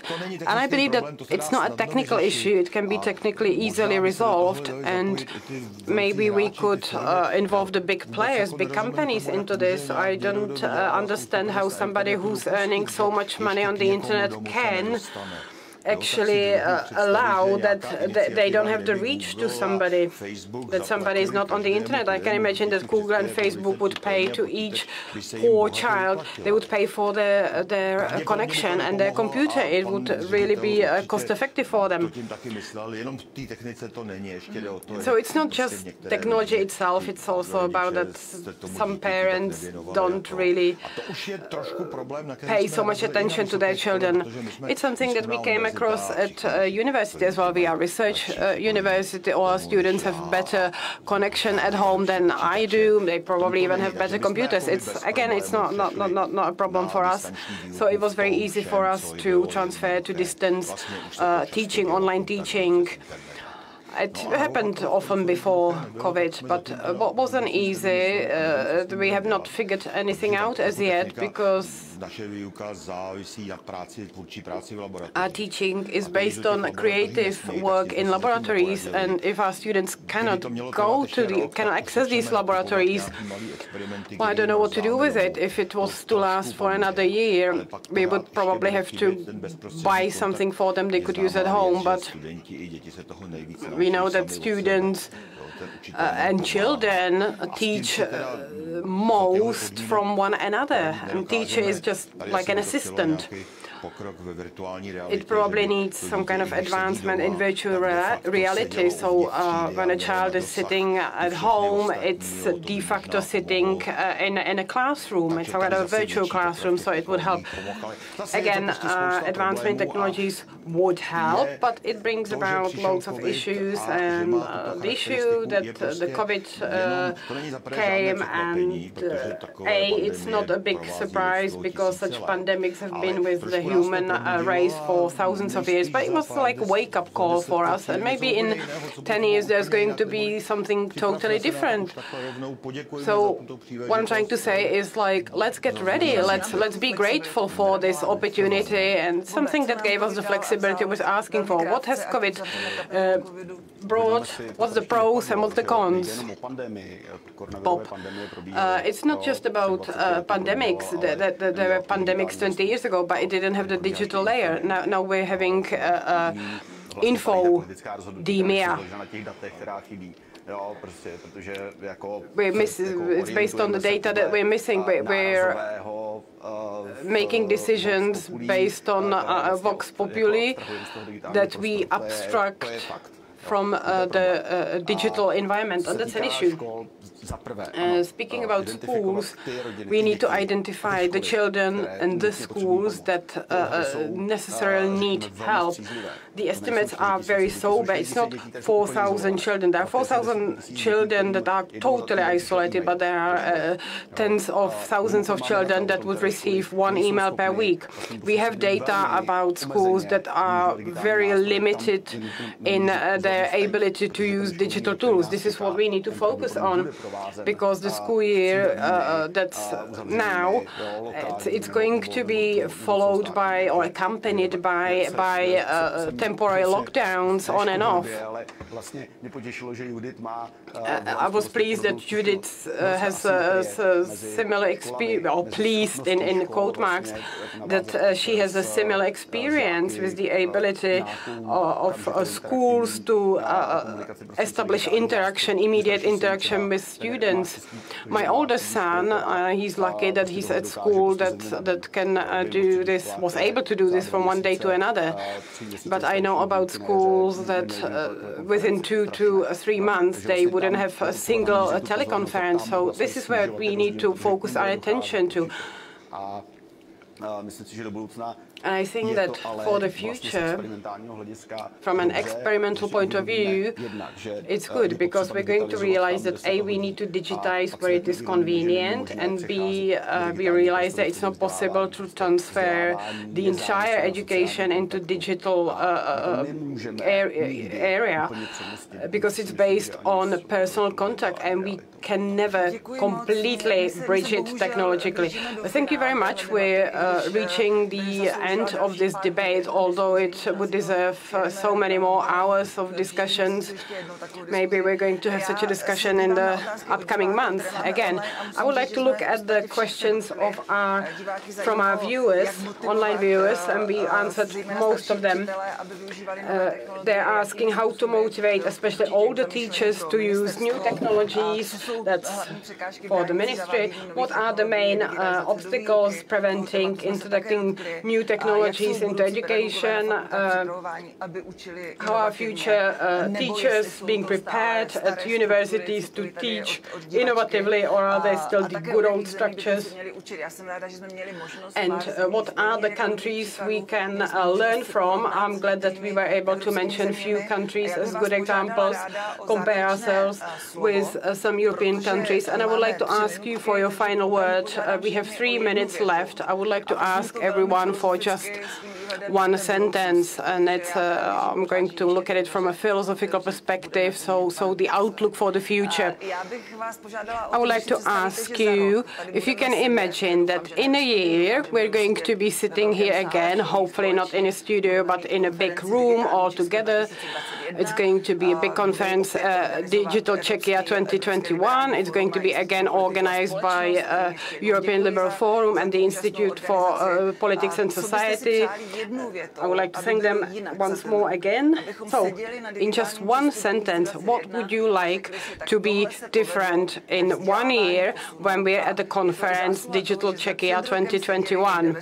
This is what we managed, this is what has changed, and it's also a result of what we were talking about last year. So I'm going to start from the back. Rebecca Christie. My theme will not surprise you, and that is migration. I hope that, first of all, the health perspective allows us to move around on a temporary basis and meet at conferences like this in person instead of just over the internet. And I hope that even with the pandemic, we find ways to help people cross borders and spend some time, maybe it's longer times, in cultures that are not their own. I think that is the surest way to broaden people's minds so that they can collaborate worldwide and also collaborate better with machines. Thank you, Rebecca. Thank you for being with us. Judith. Rebecca, thank you very much. Judith? I also hope that next year we're able to really meet more in person again. I would hope that in the teacher schools, digitization is really a main subject, not only in giving skills to pupils, but moreover, that teachers are able to combine online and offline more often, and that they're really confident in using digitization programs, projects, everything about it, to make digitization more an internal aspect that can be used in education skills. Thank you so much, Judith, and thank you for being with us. Pane řediteli. Judith, thank you very much. Mr. Director, what would you wish for? And please be careful, because in 1 year time we will call you for being responsible, so be careful what you wish for. In the Czech education system, we got a lot of number of innovative and state-of-the-art schools. So I hope to have as many as those schools as possible, and to trigger such schools not only at a level of budgets and strategies and so on, but to make the change in education come in our life. Bob, what do you wish to see in 1 year time? To be able to care for the most needed ones, because in our rich society it should be the first task, not to reproduce social and electronic disbalance. So we should realize what COVID steals from us, social contact, and how important it is. And we should be able to take the lesson from this experimental situation and, in fact, being able to use the experience and the best practice, how to connect online and offline education. Thank you very much. Professor Šebek. I'm afraid that not much be changed, but this is not a good sentence for the end. I wish to be able to start trigger some meaningful discussion, at least in the professional community, based on data and based on elementary agreement. If I'm a magician, then I would wish to disseminate such consensus throughout our society, to reach the situation like in Finland. Even the populistic country in Finland are dealing with education and wish to improve it. Thank you very much, all panelists. Thank you very much for spending time with us, discussing. I hope that that's not the last time I see you. I'm looking forward to see you Digital Czech Republic 2021. We will continue with the discussion. I would like to thank organizers, Institute for Politics and Society, and of course the European Liberal Forum. So, in fact, the member of the Parliament, European Parliament, Martina Dlabajová, was the moderator, Jaromír Beran, Michal Šebek, Bohumil Kartos, and Virtual Judith Thielen and Rebecca Christie. You are watching the streaming 5th annual Digital Czech Republic. We greet our viewers, Facebook and idnes.cz. We were online from about 33%, and up to now we are moving online fully right now. Budoucnost mobility v Evropské unii, tak jsme nazvali další blok dnešní konference. Of mobility in the EU, that's in fact the last session of our conference. Very interesting discussion between Dita Charanzová, the Vice President of the European Parliament. I hope you see us. Yeah, I see you and I hear you. And Ivan Hodač, the founder and President Aspen Institute Central Europe. Have a very nice noon. So, ladies and gentlemen, it's up to you. Floor is yours.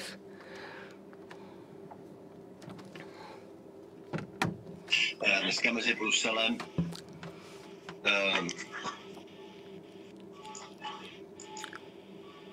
slyšíme se? Can you hear me? Now I can hear you.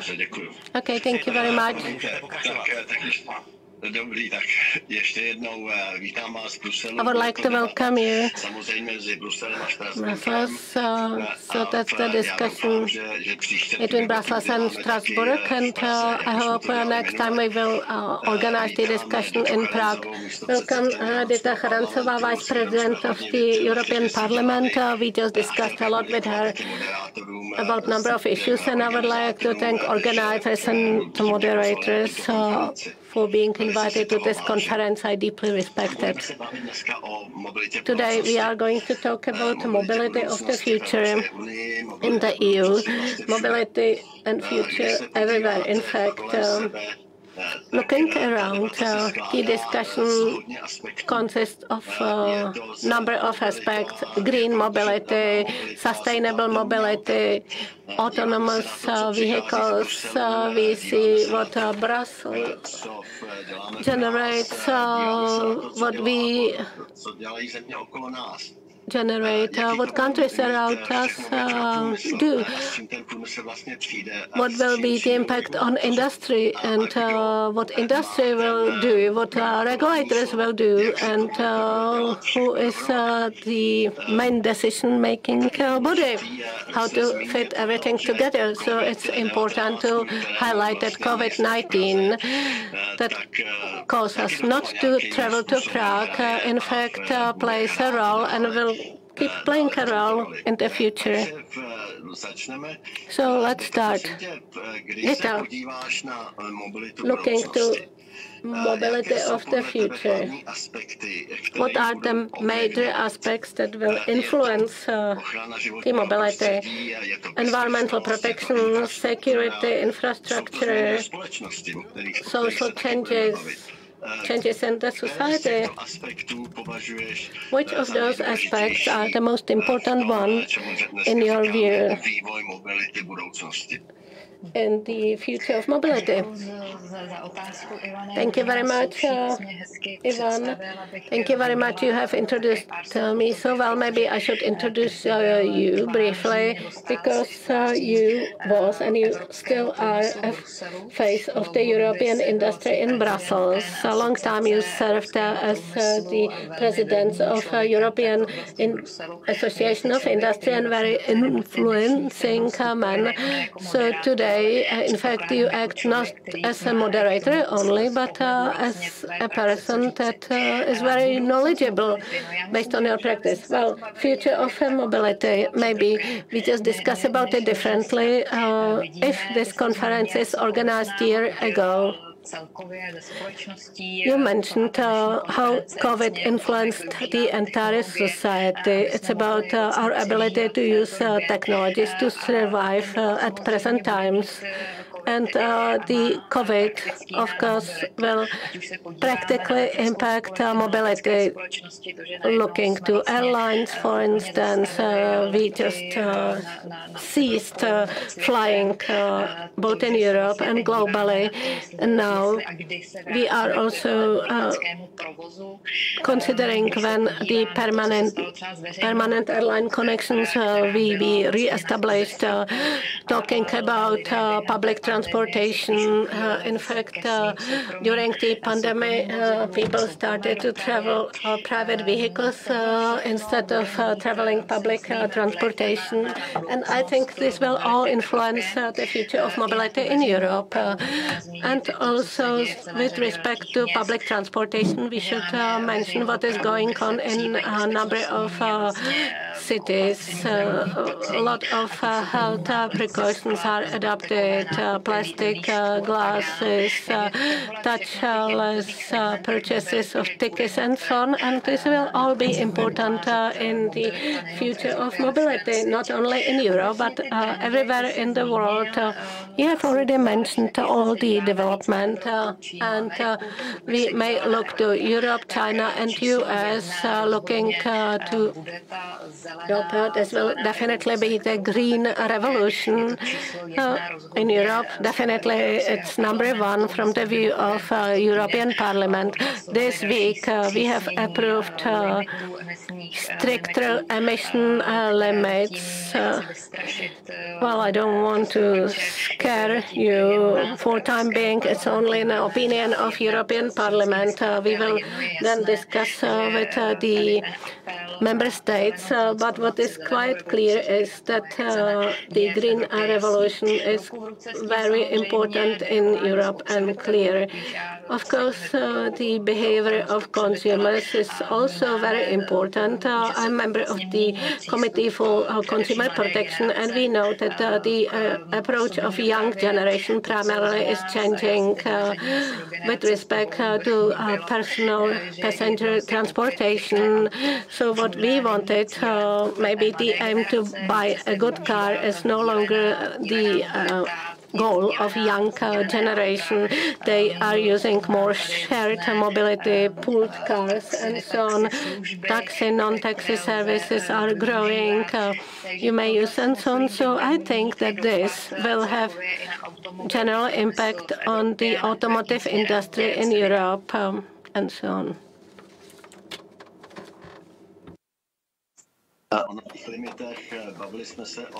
We spoke about limits, we spoke about green mobility, and what the European Parliament has passed is still not what's going to be in the future. But when we spoke about these things, we also spoke about the so-called integrated approach. You mentioned consumers, infrastructure, its industry, and its consumer end user. Didn't you forget at the time when the mobility is almost going through a revolution, don't we forget the integrated approach where everybody has to put their bit in. So it's about safety of traffic and everything. So how do you perceive this so-called integrated approach to what I would call mobility? Yes, if I was to follow up to what you said with regards to investments, you all know that we're approving unprecedented, very high European budget, renewal budget, that's to respond to the pandemics. And especially the European Parliament was emphasizing to put more money into science, research and development, especially in the area of mobility. And what we can see is that it's the private sector that's massively investing in this area. And it is important to motivate the investments in this area from the public sources as well. Integrated system, yes, you are right. Whether we look at it from the point of view of the individual states or from the global European point of view, whether it's integrated networks that we're trying to build in Europe, it is something that's a key for success in Europe. If we talk about having autonomous cars in Europe that will need to cross borders of the individual countries, then we need to have the classical infrastructure, but we also need to have a digital infrastructure created and to have sufficient connectivity so that a car that crosses the Czech-German border does not stop at the border because it just loses signal. So these are all issues or questions that are tabled, and the European Commission should pass them, and at the end of the year they should have a new strategy ready that's going to be standing on the pillars we're talking about. So Europe is going to definitely go in the direction of some kind of a green, sustainable mobility together, hand in hand with smart mobility. Absolutely agree. When the autonomous car crosses the border to Germany and it loses signal, well, it's pointless, meaningless. Same as if we sell the cars in Czechia, Germany. The cars need to be somehow harmonized. Also, these autonomous cars, this harmonization does not exist on a global level. If I want to sell a car that I manufacture in Europe, if I want to sell it to the United States, I have to do it according to the standards applicable in the United States, same for Japan and China. So shouldn't we try? These autonomous cars are still not on the roads, but they're going to be one day or soon. Shouldn't we strive for some kind of global harmonization? I think it's worth it that autonomous cars manufactured in Europe don't need to be different for the United States, for China, or for Japan. Is there some kind of a role European Parliament plays in this? Yes, there is, and I believe that the European Union is the continent that's holding the flag and is asking for greater coordination. You will remember when we were negotiating with the United States about a new trade agreement, that these questions of automobile industry, greater harmonization, it was tabled, but we have not moved much further with regards to this. It is about trying to find ways how to talk with the big players, how to make it easier to export to foreign markets. But you know what the differences are when we talk about standard cars with combustible engines between Europe and America, how difficult it is to agree on the individual elements. So yeah, there is a political interest. I feel it from the automobile industry, and it is industry that forces us, that makes us go into these debates with foreign competitors, foreign partners. But at this point, the negotiations on the global level, we're trying to have them, but I think that Europe is going to be somehow individual. Maybe it's a question as to in what way is Europe different to other states. The question of safety is being raised in many ways, but it's very important for the Europeans. So when we speak about future cars that are going to generate a big load of data, it's a question of protection of data is going to be looked at differently in Europe than it is going to be in China. I agree, but when we go back to safety and security,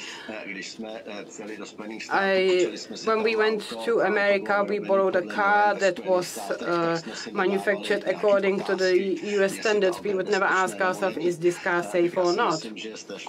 So I think it's very important that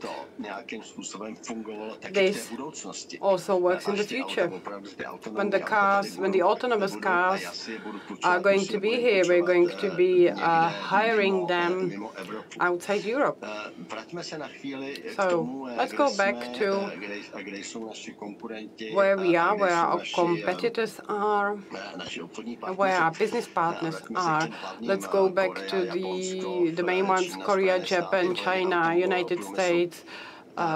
With regards to the automobile industry, nowadays China manufactures about 50% of electric cars. Not speaking about hybrids, we're talking about electric cars only. In Europe, it's about 0.3 to 0.5% of the market. What's the European Union doing, or what should the European Union doing to make this change so that these cars, and we're not going to talk about number one, it's electrical cars, but I call them battery-powered cars. But it's also these alternative technologies. What's your point of view? What is the role of the EU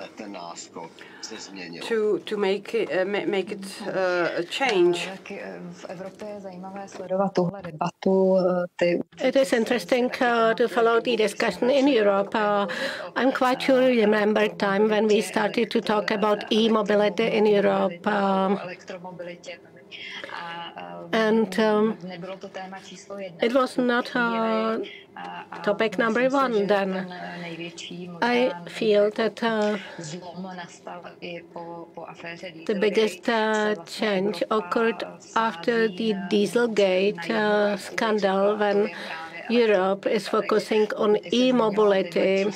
So you have mentioned those figures. I can only tell you that Europe now is better than China regarding the investment in e-mobility. I'm talking about investment of private segment primarily, and also public segment in individual countries, and I think it will increase. Looking at e-mobility from the European Parliament view, whether in the last functional period we have just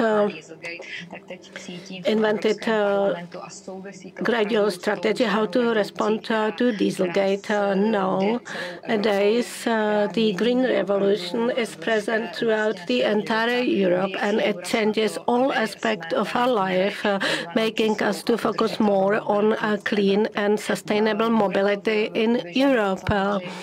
It will require contribution of the state, and there are different approaches of individual states. We, for instance, see how Norway focuses on e-mobility, even though Norway is not the member state of EU. But generally speaking, Scandinavian countries, Sweden and so on, take e-mobility as a priority than different incentives and motivations to buy e-vehicles. In France, for instance, if you buy e-vehicle, you'll get the state contribution of about 10,000 euros. Then general atmosphere in the society, we see number of cities that ban excess of car with the diesel engine, and we see it in Paris or other cities, and in fact, the producers and politicians should focus on it. In France, they ban, for instance, also the entrance of combustion engines and so on. So we should watch for observing new limits for automotive industry. Maybe there will be stricter controls of the automotive industry and so on. Well, looking to e-mobility, e-vehicles, one of the most important issues is infrastructure. So who should build the infrastructure? Kolik přispět na to, abych si koupil to auto, můžete to auto dát třeba zadarmo. Ale když to auto nebudu moc nabít, well, if co s tím budu dělat? I cannot charge the e-vehicle, then what should I do about it? Who should build the infrastructure? Private segment, or the industry, or state administration, European Union? Who should build the infrastructure, in fact? Well, I definitely expect that the Europe will determine what is good, but I guess they will also pay certain financial contribution. And of course, the government of individual states should be also active in that. And the question is, should government decide that all citizens should own e-vehicles in 10 years or not?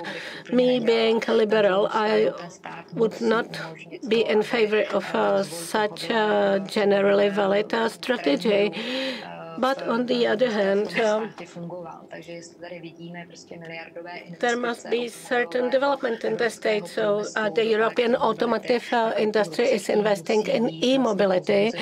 And together with that, the state should support this strategy, preparing the infrastructure.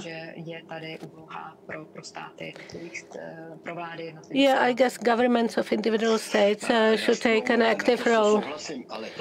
I fully agree with you. At the end of the day, it should be consumer who would make the choice. They should decide whether they would buy a combustion engine vehicle, no matter how modern it would be, or whether they would buy an e-vehicle or alternative fuel drive engines. Do you agree with me that the final choice should be a choice of a consumer? Yes, I agree with you. I'm trying to argue with the general strategy that we should operate e-vehicles, battery-operated vehicles, but we see that also hydrogen engines are promoted. Companies invest in it. Of course, consumers will respond differently in Sweden and differently in the Czech Republic. Looking to our car fleet, I don't think that majority of us will have e-vehicles in 10 years' time. It's about purchase power of the society. From a long-term point of view, I highlight the social impact, which promotes quite expensive alternative, which is of course environmentally friendly, but for me we should promote it gradually. We should switch to cleaner vehicles, and I'm quite critical. Sometimes we build unreal goals with regard to a deadline, speaking about the car fleet and the scrappage. So what to do with the older cars that will be operated in parallel with the newer cars? Why do you call it the scrappage allowance? I call it a renewal of car fleet. Well, it depends on the terminology.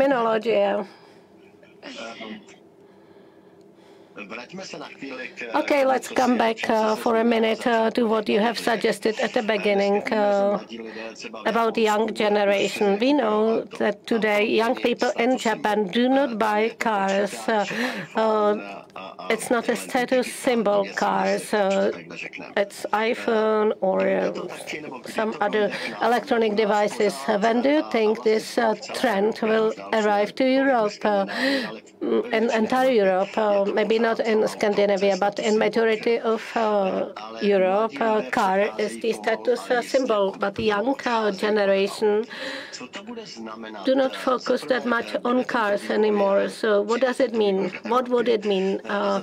First of all, do you think this will happen in Europe also? And second, what would it mean, according to you, for automotive industry?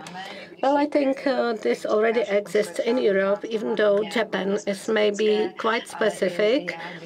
But when talking to younger colleagues,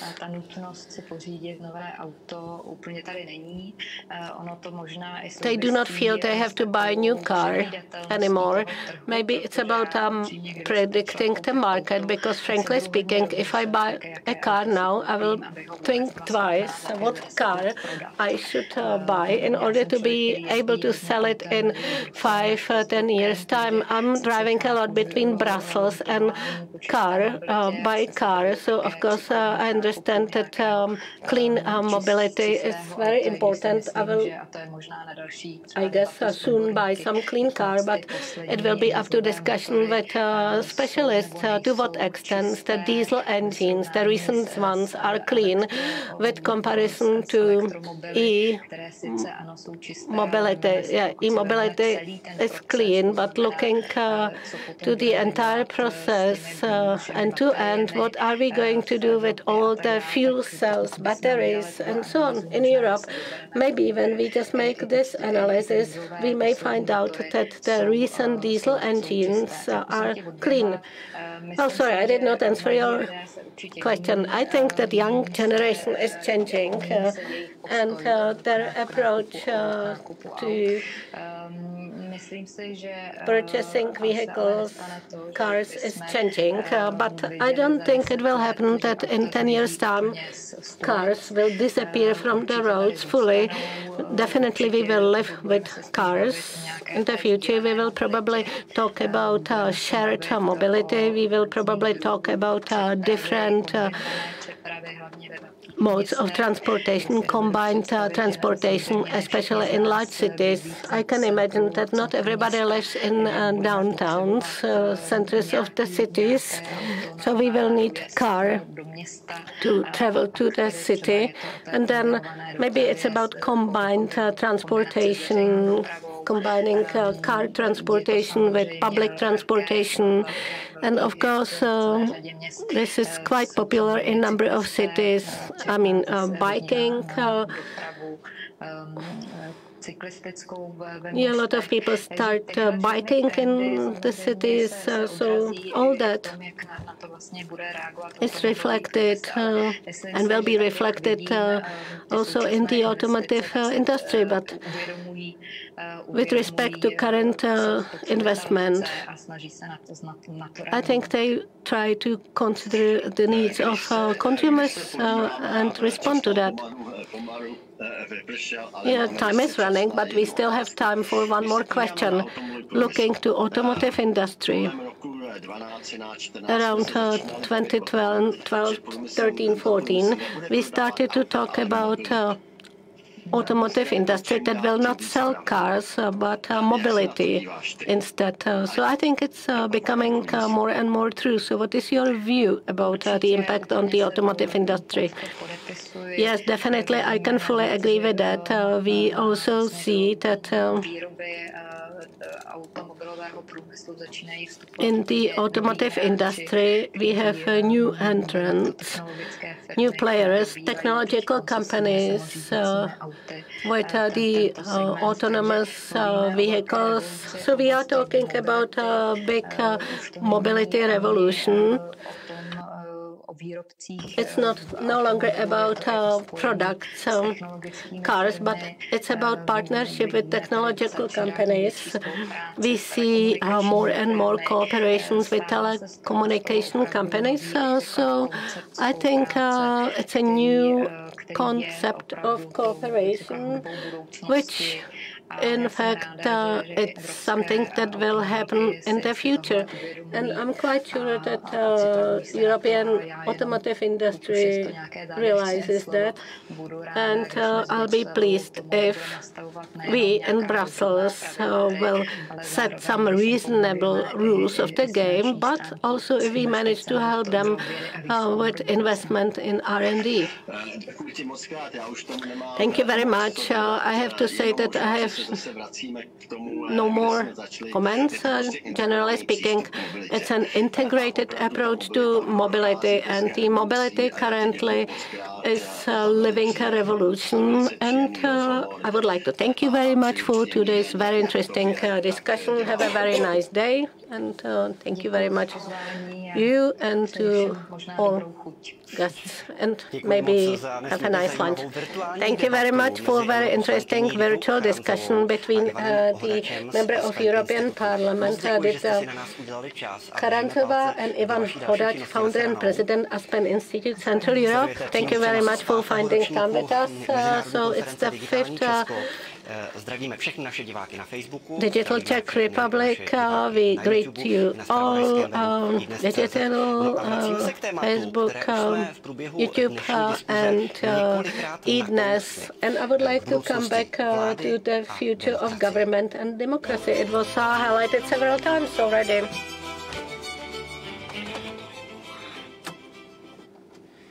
A ve virtuálním prostoru zůstaneme i teď do konce. And we're going to stay virtual even now. 5 people, as you can see right behind me, so let's hope that the technology is going to work perfectly. So let me welcome the Vice President of the European Commission, Věra Jourová, then the Director of the Political Capital Institute from Hungary, Mr. Péter Kereko. Then we have Benedita Berti, the Head of the Policy Planning Office of the Secretary General and NATO. František Vrabel, founder and CEO of the Semantic Vision, and as the moderator, there's going to be Executive Director of the European Liberal Forum. So I hope that all the participants of the following panel are connecting. I can see 4 of you already. 5th one will come soon. And now the floor is yours, Daniel. Thank you very much.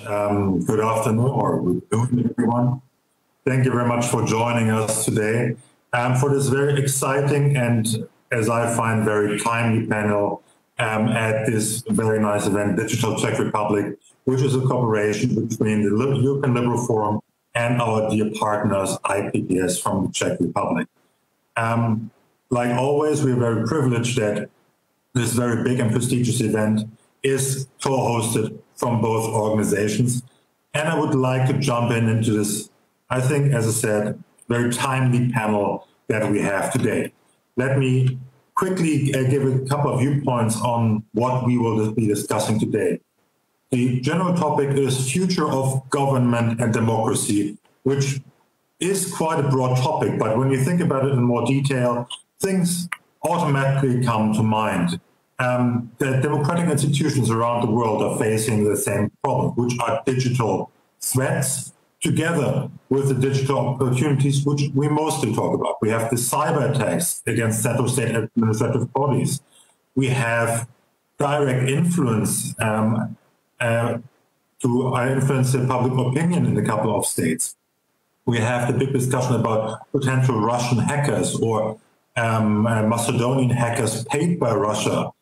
We have the National Central Office Against the Organized Crime assessing so-called alternative media as a big threat to our future.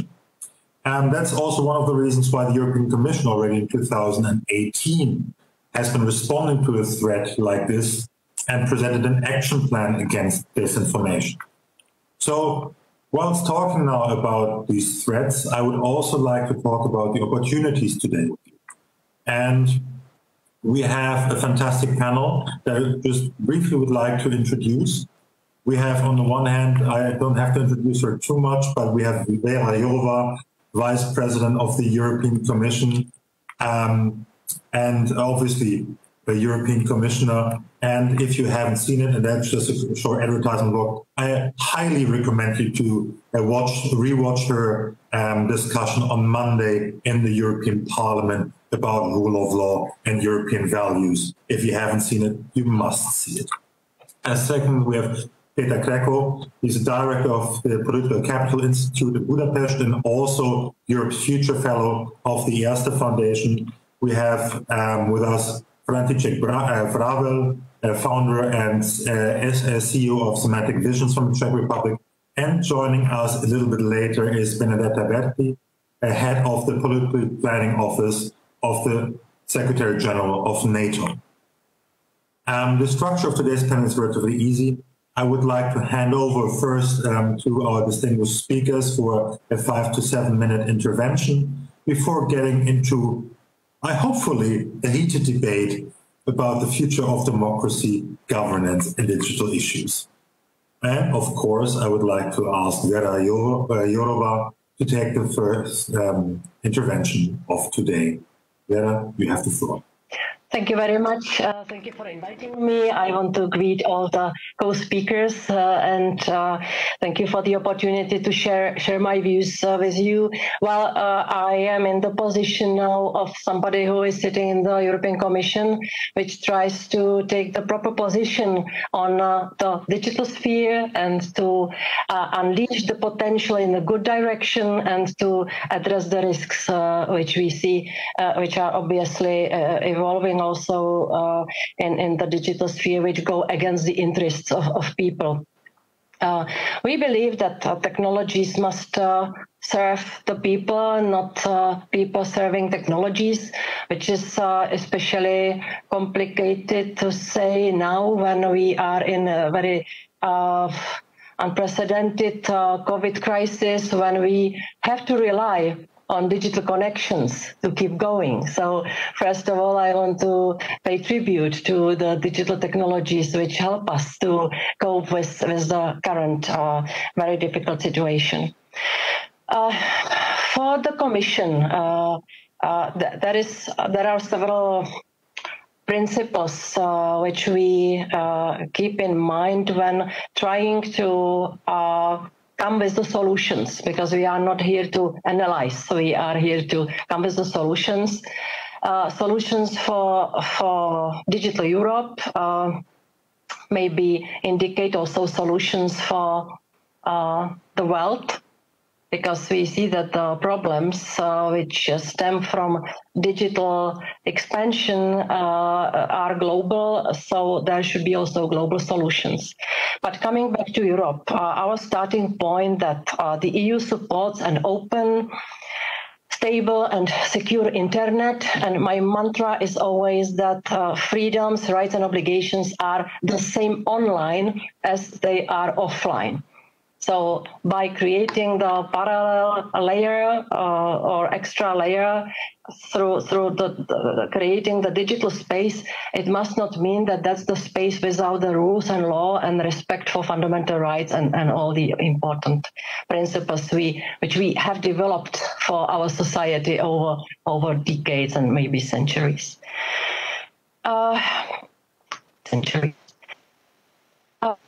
have a central role in the public debate, and also in the debate we have in the Commission, because when we speak about preparing the rules for digital sphere, we are doing it in close cooperation with the platforms, with the people working in digital industry, but also with the academics, with the researchers, and last but not least, with the experts and politicians from the member states.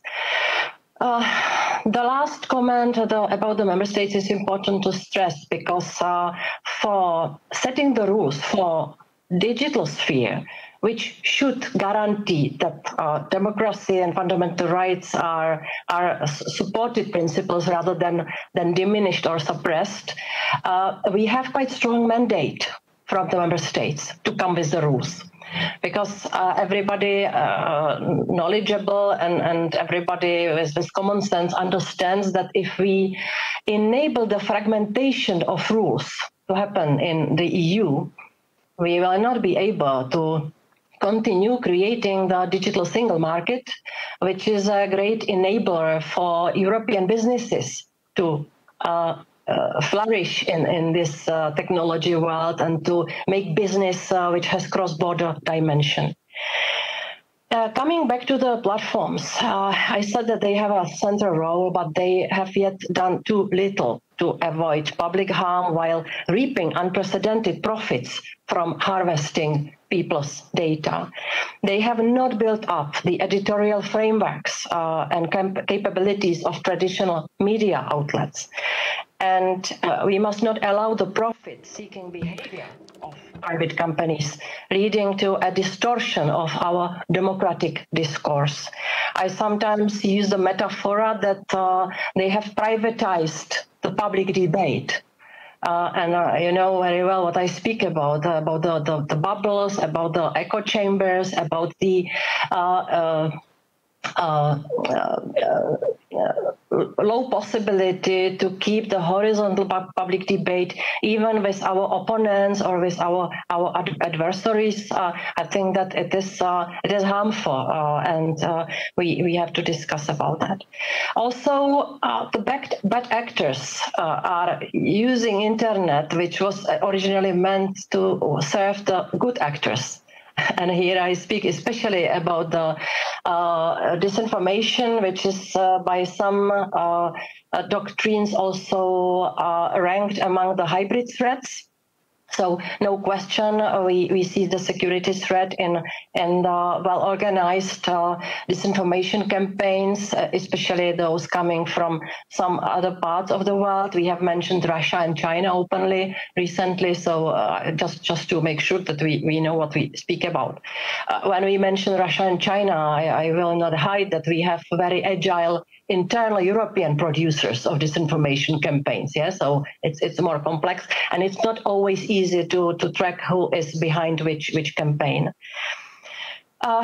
We will adopt rules relating to illegal content and increase the responsibility of platforms regarding illegal content, which is terrorism, extremism, child pornography, and hate speech.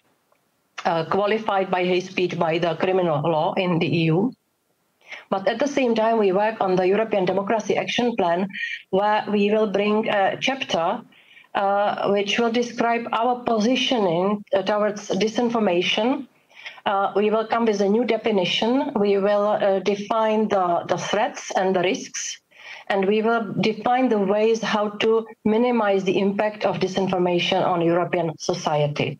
Because we have not only to tackle the issue that the disinformation are here, they are produced, they should do some job to distract the society and to do harm to the people, but we also have to tackle with the issue that it's so easy for the people to believe the disinformation and fake news. Yeah, so this will also contain some text about the need to increase the efficiency of digital education. So I can already now tell you that you will not find any kind of censorship. We do not want anyone to be the arbiter of the only one truth. But we will follow the concept of the facts are objective facts belonging to everybody, while the opinions belong to individual people. And we have to defend the right to say their opinions. We will focus rather than on content on the behavior and on transparency of the system so that the people know who tries to manipulate them. I think that it's important. And we will work on this action plan using very valuable experience from the Code of Practice Against Disinformation, which we already adopted last year, which you mentioned, where we started the system of cooperation with the big platforms, which resulted also in our request that they should publicly announce the cases of disinformation and about their sources. One last word on disinformation.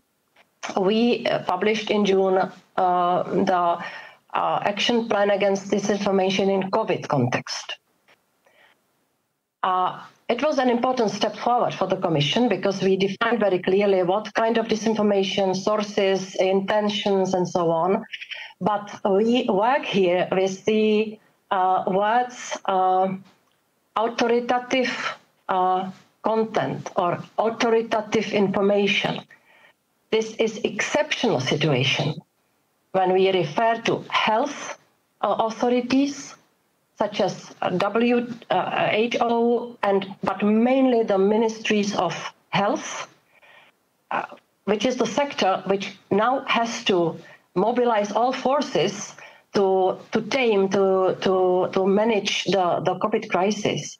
And by referring to authoritative content in COVID context, it's exceptional measure.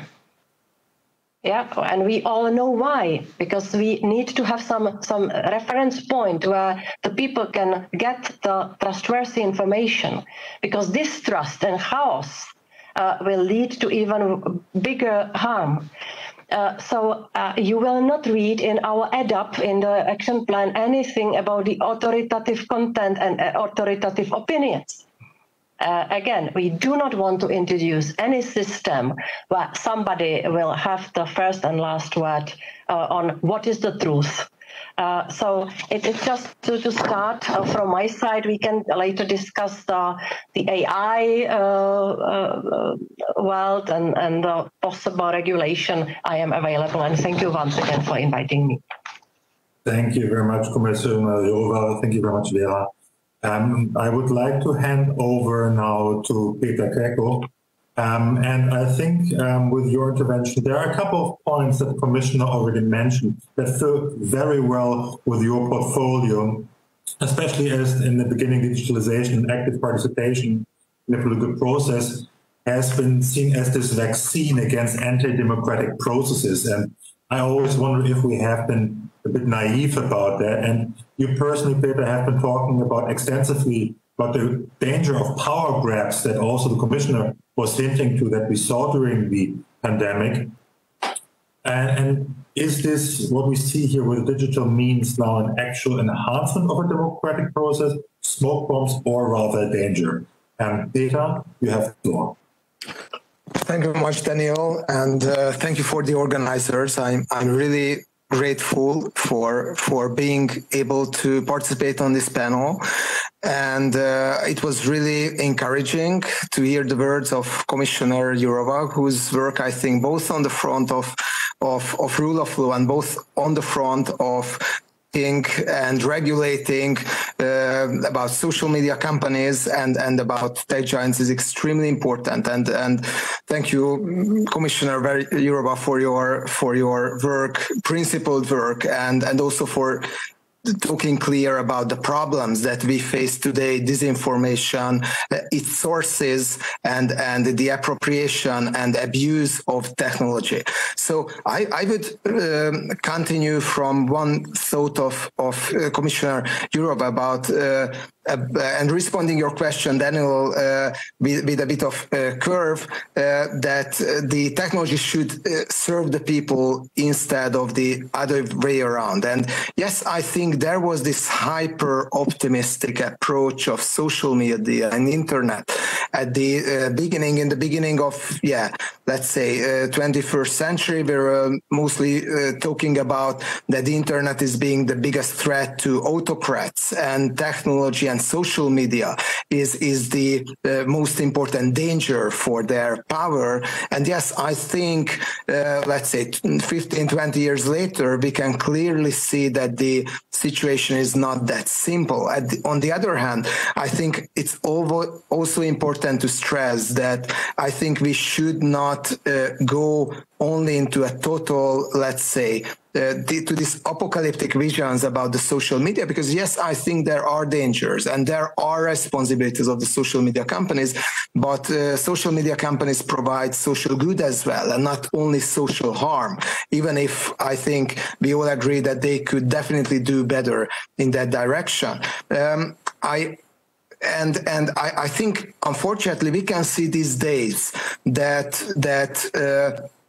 social media have rather become, let's say, a playground, a comfortable playground for autocrats. We shouldn't talk about autocrats and dictators of today as these old school guys who just cannot use their mobile phone and don't know about the technology. No, they are really using and exploiting without inhibitions the most important technologies. And if we take a look at, for example, how China uses social media and modern technology, artificial intelligence, and all the toolkit to control societies, I think, unfortunately, we can say that the enemies of freedom are more confident in using technology these days than the friends of freedom. And I think redemocratizing technology should be a very important tool or important goal.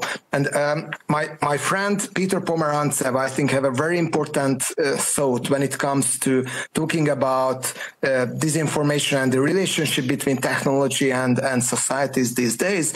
And this is that we simply need a new philosophy to approach this new question, because what we have, mainly a heritage of mostly 19th century, a framework is simply not applicable anymore, because this framework is the freedom of speech framework that only approaches this problem as any attempts that want to regulate or how to say, or interfere into the content that we could see on the social media is something like censorship. But if we take into consideration that the tech giants are not neutral providers of information themselves, but with their algorithms, they practically become information providers themselves, I think we go into a, let's say, much more comfortable world, and this is the media regulation, which exists all over the world practically. And there are not so many arguments about that would support a totally non-regulated market. And also the other thing is that which is connected to this freedom of speech approach is the marketplace of ideas as a framework in thinking about these issues, in which the most important narrative or idea, the most fittest one, survives. But in these days, in the days of information warfare, and in the days of the technology, I mean, the social media algorithms are driving our conversations. It is simply not true anymore. So we need something new, and I don't want to be so, let's say, unmodest to provide something, the new framework right now, but we definitely have to think about it. And I think the Commission is on a right track to raising the good questions and probably finding the good solutions as well. I'm part of an initiative that is led by the Slovakian think tank GLABSEC, called the Alliance of Healthy Infosphere, and my think tank Political Capital Institute, that does a lot of work in analyzing disinformation and countering disinformation, is part of this initiative. And what we came up there with a set of solutions on how to treat with the whole problem, we try to find the right balance between, yes, I think it's clear that there would be more regulation. There is need for more regulation. When we approach tech companies, on the other hand, a lot of enemies of the freedom, the same ones who exploit mostly the advantages of social media and new technological advances, are the ones who are most loudly advocate for a more regulated social media environment. And I think we should clearly separate what is the position that is about regulating the social media, but not over-regulating it, and not giving too much power to national authorities to do this job. We hear a lot of talk these days in Hungary about that Facebook should be regulated by the nation states, and the content that appears on Facebook should be regulated by nation states. And do not necessarily think that it would be a perfect idea if we take a look at the context of rule of law in Hungary and the media landscape in Hungary, because it would make social media much more similar to that media landscape. And lastly, a few specific steps that I think could be immediately done.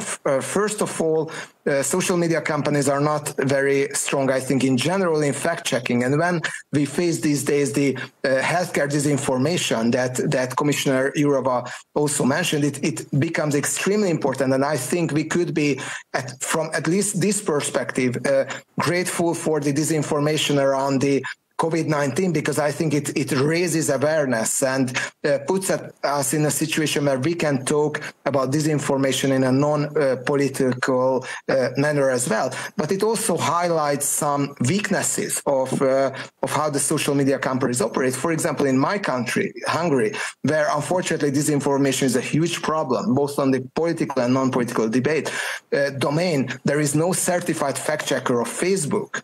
And there are other EU member states where are not. In some other countries, I've heard that they are hugely underfinanced and do not really operate in a professional manner because there is no demand from the side of the social media companies. So I think a good regulation could be able to somehow navigate between the very different interests in this situation that the decision makers have, that the social media companies have, and the interests of the citizen of European Union. Thank you very much.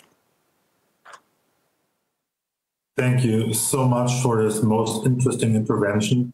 A lot of ideas and questions that pop already into my head, but I think there was indeed a red thread that could be spun from Commissioner Jourova to you. And when the Commissioner mentioned already the global solutions, the joint solutions that we have to have instead of the island solution, which you also just mentioned, importance of the freedom. And what I think is also very interesting connection is the redefining the platforms, not as just platforms, but as handlers of information.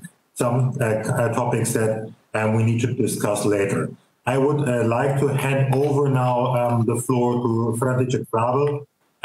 If you haven't seen him before, I strongly encourage you to watch a little bit of YouTube about him, especially when it comes to dictatorship and AI. When I hear fact-checking, I think about also very often the fact-checking bots. But as a practitioner, maybe you could add a little bit to the discussion here. How much lawmakers, currently present ones, of course, not included, actually understand about the demands and potential risks and potential benefits. How much do platforms actually live up to the responsibility which Peter already hinted to?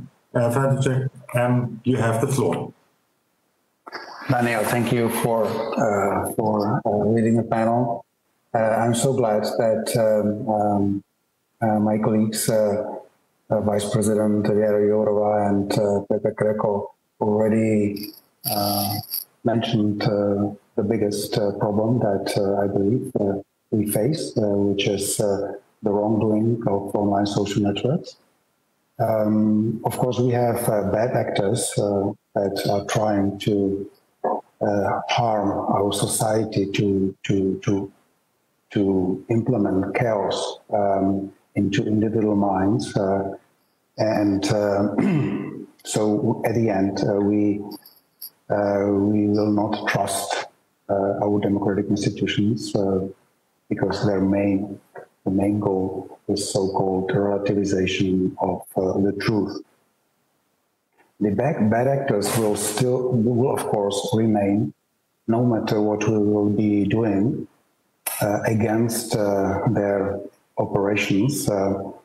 But I believe that we should firstly, and we should focus in our solution on sweeping in front of our own door. And the own door we have is the social media that are polarizing, that are atomizing our societies, and that are polarizing our societies, and at the end they are destructing our democracy. In my opinion, there is nothing like a goodwill on their side, because we can hardly expect that online social networks will shoot themselves into the foot. The astronomical market capitalization of those companies, they are defined, or they relate to the fact that they are creating their revenues on destructing the societies, like the drug dealers do, and there is no other chance, in my opinion, than to regulate them. Most of the discussion held in Europe and also in the United States and elsewhere is basically predetermined by the method that is prevailing. I mean, the fact checking. But one has to take into consideration that by far not every content or even not every disinformation is based on false facts. There are other aspects in play, and I would say that from the long-term point of view, there are even more important. And who they are and what they are. First of all, it's let me define fake news. So there are multiple definitions, but the simple one is that it is an untrue information presented as news. This mostly fits to the disinformation, to the definition of disinformation, which is that it is false information spread deliberately to deceive, mostly by state actors. But there are two other aspects or dimensions which has very negative impact on our society. The first is hate speech. This is already being addressed. But there's another aspect or dimension that hasn't been addressed yet enough, which is polarizing language, which influences people's mind in long term. The online platforms, they love and they do everything to shift the attention of the public debate to fake news or to the false information. And like Facebook, they hire like 25,000 or 35,000, whatever the number is, of fact checkers. And the limits of fact checking are obvious. first of all, there's much more information than fact checkers can do. I mean, that fact checkers can check. The disinformation spreads much faster than the true information. And thirdly, by far, not all disinformation or the harmful content is based on wrong or false information or false facts. And what they love on this, I mean, on what online social platforms love on this distraction is that they may defend themselves by the First Amendment, United States, the freedom of speech. But as Sasha Cohen mentioned, right to speech is not the right to reach. And this is exactly where I think the regulation should be focused on, that there will be no rewards for fake news, there will be no rewards for hate speech, there will be no rewards for polarizing language. And in addition to that, there will be a ban of micro-targeting. That is at the beginning of fragmentation and atomization of the society. I believe that we will get, I will get more chance to discuss my views and opinions during the discussion, and I'm looking forward to it. Thank you, Daniel. Thank you so much.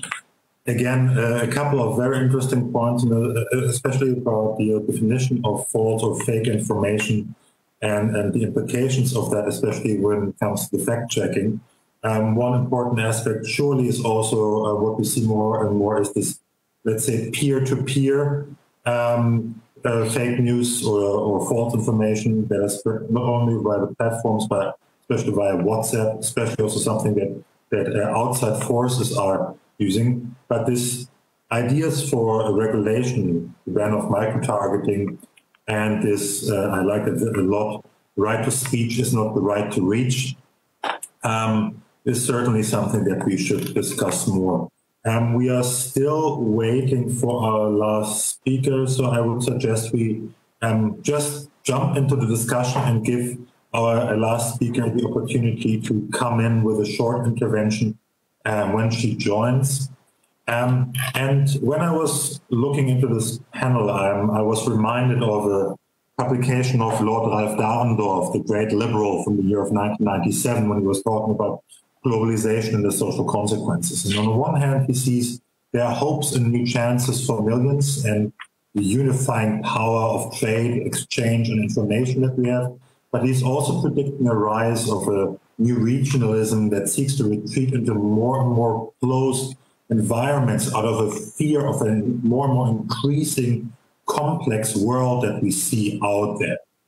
So mass retreat in so that seeks salvation in nations that religion reaches communities or even smaller.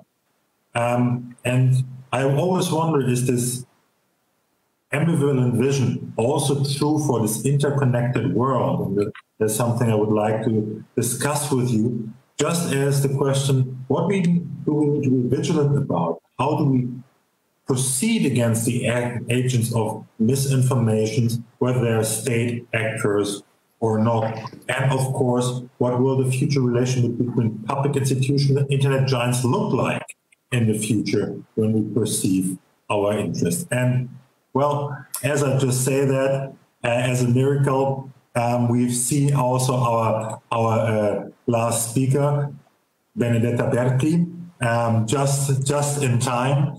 Benedetta, I introduced you in the beginning just shortly with your title as head of the policy planning office of the Secretary General of NATO. And maybe you can talk a little bit about, because it has been a recurring subject, about fabricated news campaigns, peer-to-peer disinformation, and yeah, plain propaganda that we seem very often seen as being fabricated by foreign players. This is actually a threat. How big is it from your perspective as a security professional? And should we see this actually as maybe as an act of aggression if it comes from outside actors? And what is an adequate response to that? And if it's an actual response to the security and function of democracies, how much is clickbaiting in public discussions also an internal threat that is growing? So please, you have the floor. Thank you, and I'm very sorry to be joining a little bit later.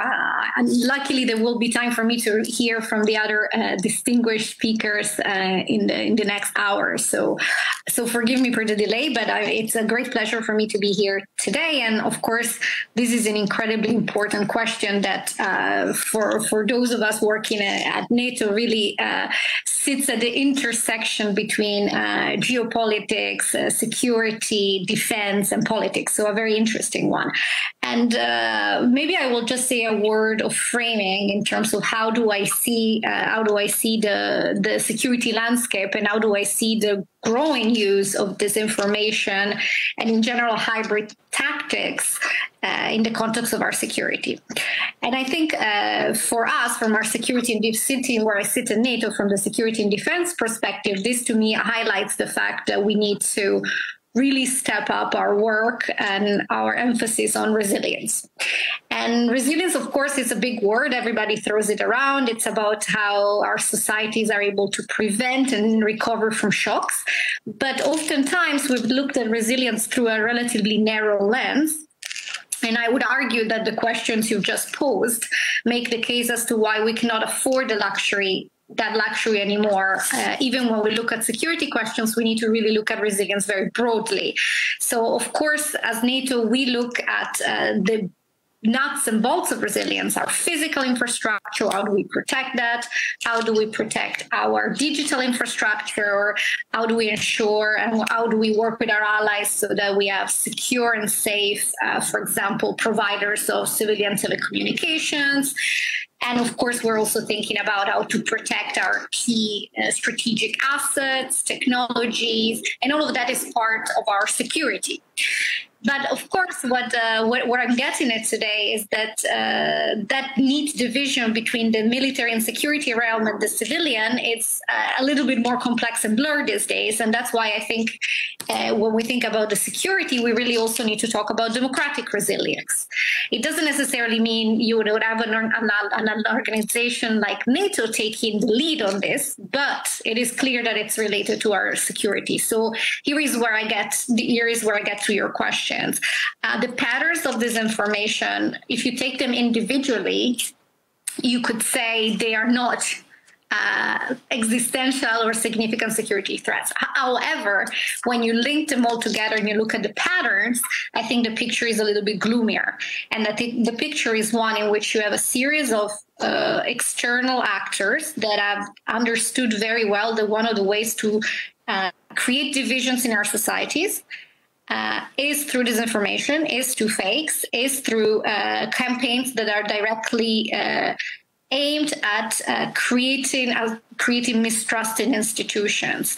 Ultimately, as democracy, our ability to stick together, our ability to work together and trust our institutions is actually one of the things that makes us strong politically, but also allows us to have the military strength. So in that sense, yes, I would think it is a security issue. It is a security issue when you have deliberate manipulation of our institutions, and in that sense, it is a challenge for all that are interested in our collective security and defense. So a roundabout way to say we need to care, and we need to frame it, I think, very much through the two lenses. From my perspective, from a security perspective, one is we need to really broaden what we do under resilience. Two, we need to talk about whole of society. It's of course from NATO we look at the security and defense, but this is a whole of government type of effort, and I would say one of the areas where we really need to cooperate with other strategic partners like the European Union. But then, very importantly, this also calls for, I think, a return, if you wish, to a bit of geopolitics in our thinking, and that means that it is And I think COVID shows us that we have a number of actors that do not necessarily share our values, that have a very different worldview of what they want the rule-based international order to be, of what they want the political system, the international political system to be. And I think we're entering an era of growing geopolitical competition. And that means that democratic resilience should become, I think, part and parcel of how we think as a community of democracies, because it's not just about defending our software and our digital infrastructure. This is about defending our values and our way of life. So in that sense, I think it is a security issue. Of course, it's very easy to make it sound a little bit less serious if you look at individual episodes, but when you put it all together and then you add to it the growing use of hybrid tactics, the growing use of a number of other political tactics in the international arena to undermine the rule of law, and then the picture is a little bit more worrisome. And it is a picture when we have more competition, and as democracies, we really, I think, have a key challenge in the next decade, that is to not just to preserve the rules as we have, but to make sure that we are able to also develop new rules for those new challenges, but that the result is one in which our democracies continue to be resilient and our rule-based international order is maintained. So I think it is actually a very big geopolitical challenge that you highlighted. And I'll stop here because I had 5 minutes. Thank you so much. I have to admit, looking again at the topic of today's panel, future of government and democracy, we have been a bit pessimistic, all of us here today. So I would like to just as a mood lightener, maybe, just collect around what is the positive aspect that you see at the moment? What gives you hope in the relation to governance and citizens at the moment, despite what is going on? Despite the fake news and the slanderous wording that we see very often on social media, does it still give you hope, or is it all a lost cause at the moment? But I really hope you give me a positive answer, Commissioner Jourova. To all the speakers, and I took a lot of negative notes, and now you surprised me by the call for positive reaction. I will always say that first, we cannot blame digital platforms and digital sphere for all the problems we have. Yeah, when there was the attack in Christchurch, Facebook was criticized that it enabled the people to watch the shooting in real life, which the terrorist did. And they removed it in 15 minutes, and they apologized that they should do it next time. Next time, it's horrible to think about that, but they will do it quicker. And I said, well, you did what you did, and you had 15 minutes. So well, maybe we have to be ready for, and we should have better fantasy to imagine what else can happen, because it was the first time this happened. So it is just to illustrate that I think positive. Also, what Peter said about the situation in Hungary. Well, when we see that in a country there are not public media but state media, then the independent media sphere is more or less also state. There is shrunk space for truly independent media.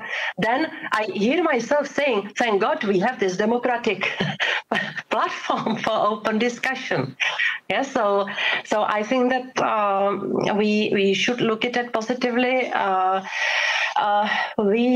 To strengthen the positive features and to minimize the negative ones, I am afraid we have to deploy the combination of soft measures, discussion agreements, and all other soft things. We already started with the platforms and with big tech, and hard regulation, which will set the rules, which will increase the responsibility of platforms, and which will also touch upon what František mentioned, that that in case if we do not manage to stop the financing of the systems which have their illegal content and disinformation which is detrimental, then we cannot move it. So also we have to look at the financial flows.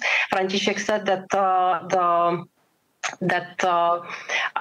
disinformation flies quicker, and I will add disinformation sells better.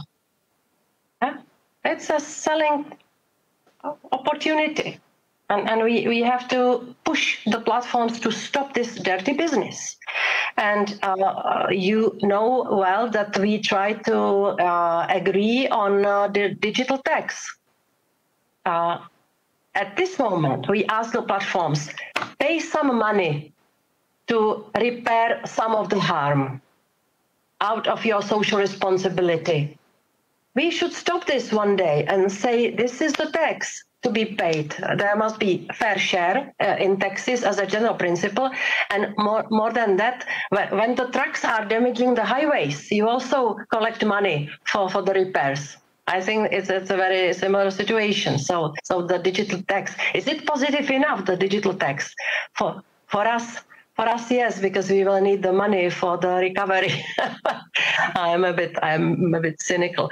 If you give me 2-3 more minutes to react on what Benedetta said and the other speakers about the global aspect. I think that in Europe we are well placed to find European way which might be offered to the rest of democratic world. The starting point is that we know what we do not want. We do not want the Chinese model. Surveillance and abusing the private data of people against the people. Well, no way for Europe. And we already took the step through the GDPR. We do not want to have here the US model, which also František indicated, business-driven truth. Well, this is not right, and we don't want it. So after defining what we don't want, we should be able now to formulate the European approach, where we define the disinformation and other risks, when we come with that mix of soft and hard measures through the regulation, and set the tone, and then to try to convince the rest of the world, the democratic world, that these are the possible global solutions. Because when you look at Facebook, when they speak about 2 billion users around the world, well, this is not only European thing. And we face the same threats everywhere where we mean it when the democracy and human rights are the best concepts. So we should be able to agree on the values and on the principles globally, and then to impose the pressures on others like China and also Russia and the totalitarian regimes, that it will be costly and it will be economically problematic for them to continue abusing technology against the people. I think that this pressure might work. I maybe sound naive. I should still have 4 years here in the Commission, so this is what I would love to push forward. Last comment on what Benedetta said. I spoke to Jens Stoltenberg in spring, and we are on the same page that if we see somewhere the threat which is stemming from the avalanche of well-targeted disinformation, is the security threat for internal integrity of our societies, but also for physical security of the people. And the second is elections. And we will do everything to make it more difficult for the bad actors not to use the internet as what Peter said, as a marketplace for ideas, but as a place where dirty money and dirty methods will be winning the elections.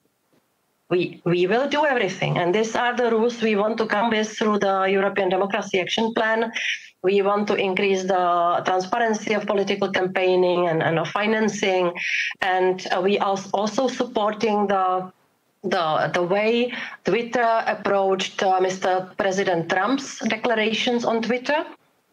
If you remember, he said something which was verifiably wrong, and they added the facts and labeled this speech.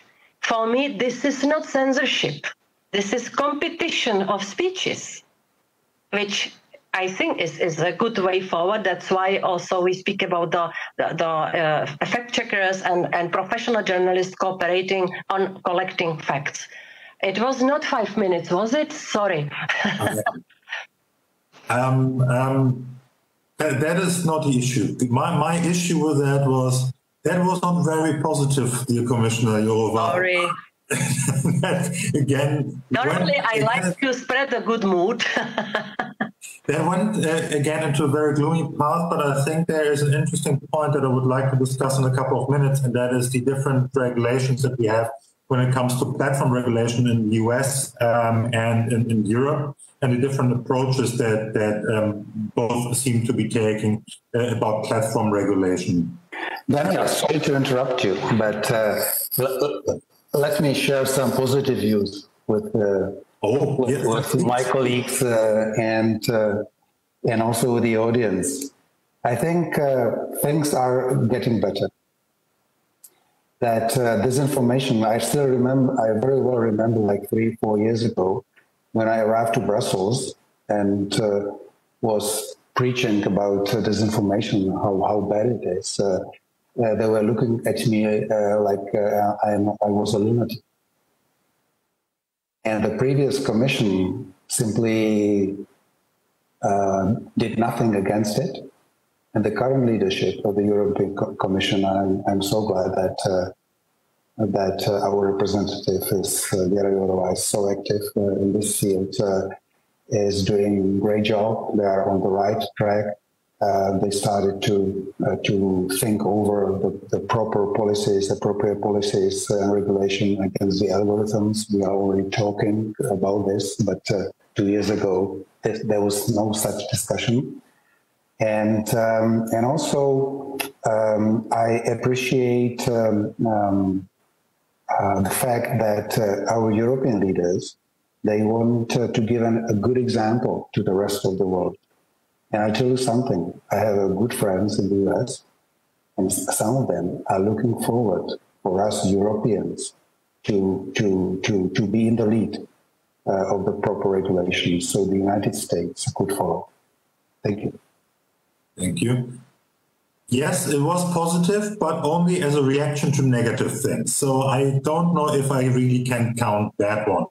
But nonetheless, Peter, I have a question I think that is very well suited going to you. Are we as people generally able to handle this new level of complexity in the modern world and make informed decisions because of that? And we have this constant stream of information, this cacophony of news. And of course, there's something that the Commissioner also hinted to. Bad news sells well, and just for advertisement, we have analyzed this fact in one of our publications, Fear of the Future. Why bad news sells so bad? Because we are primed to look at bad things first. It doesn't matter that I know that there is no bear in that cave. What matters to me as a caveman, there is a bear in the cave. And be careful about it. So, question to you, Peter: are we equipped to handle this this complexity of information? Thank you very much for the question. I think it's extremely complex. So I would like to just pick up a few aspects of the problem. I think, first of all, no. Of course, I mean, the word is far too complex for us to handle, but this is not something new. And I think it is not going to change. I think the problem these days, though, and it comes back to what Vice President Jourova said about do not blame the social media for everything.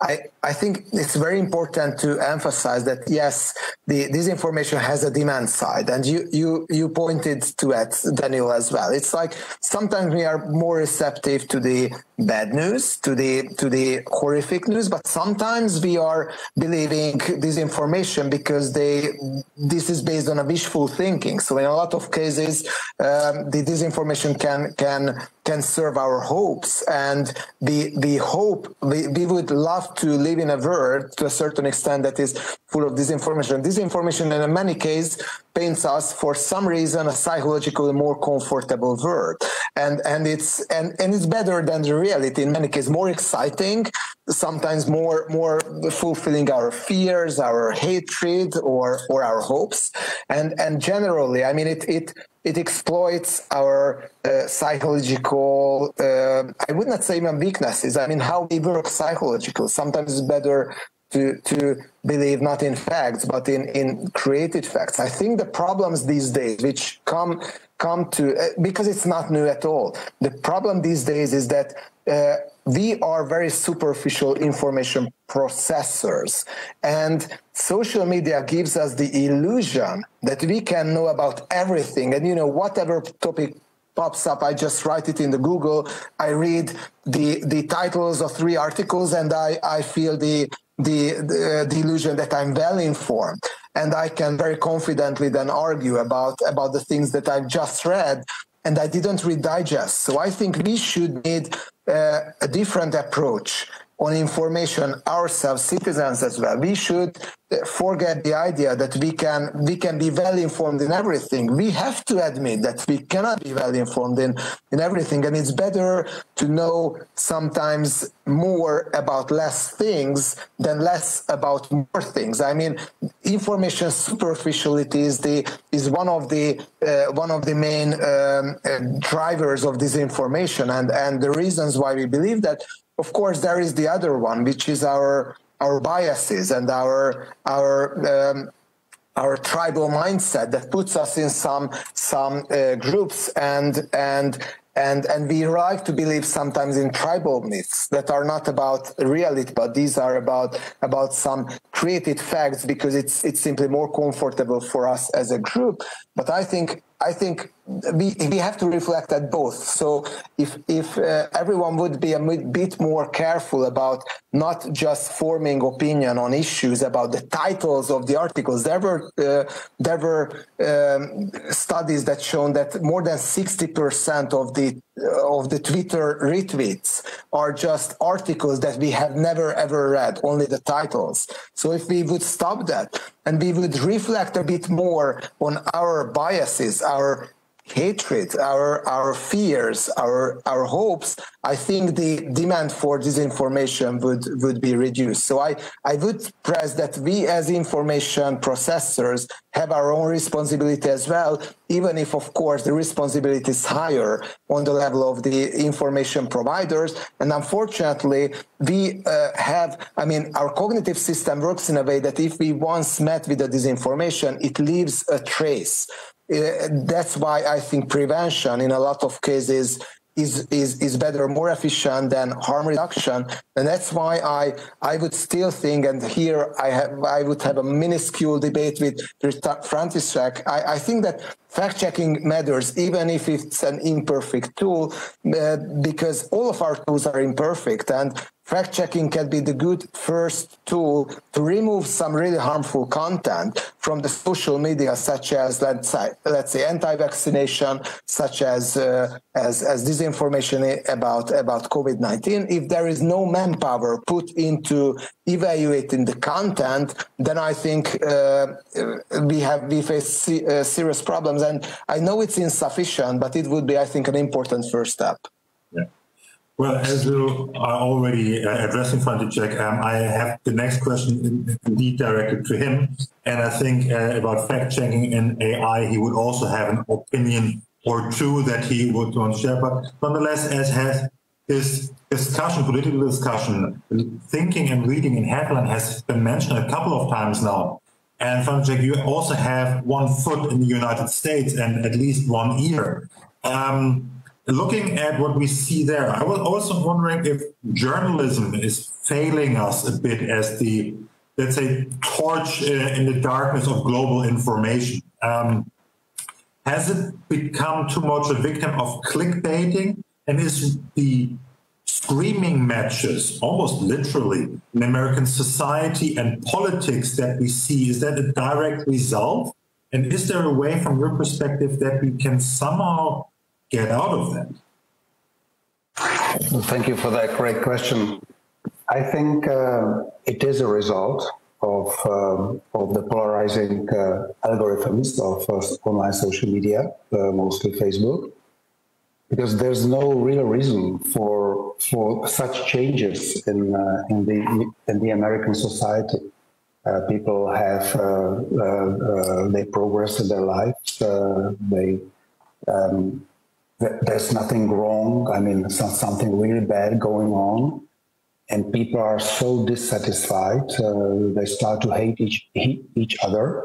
And I believe that this is the result of the fact that online social media algorithms, they distribute different content to people with different opinions. So, and they are locked. The people are getting locked in their echo chambers, information bubbles, if you like, and they see all the facts and the information that reflects their own opinion.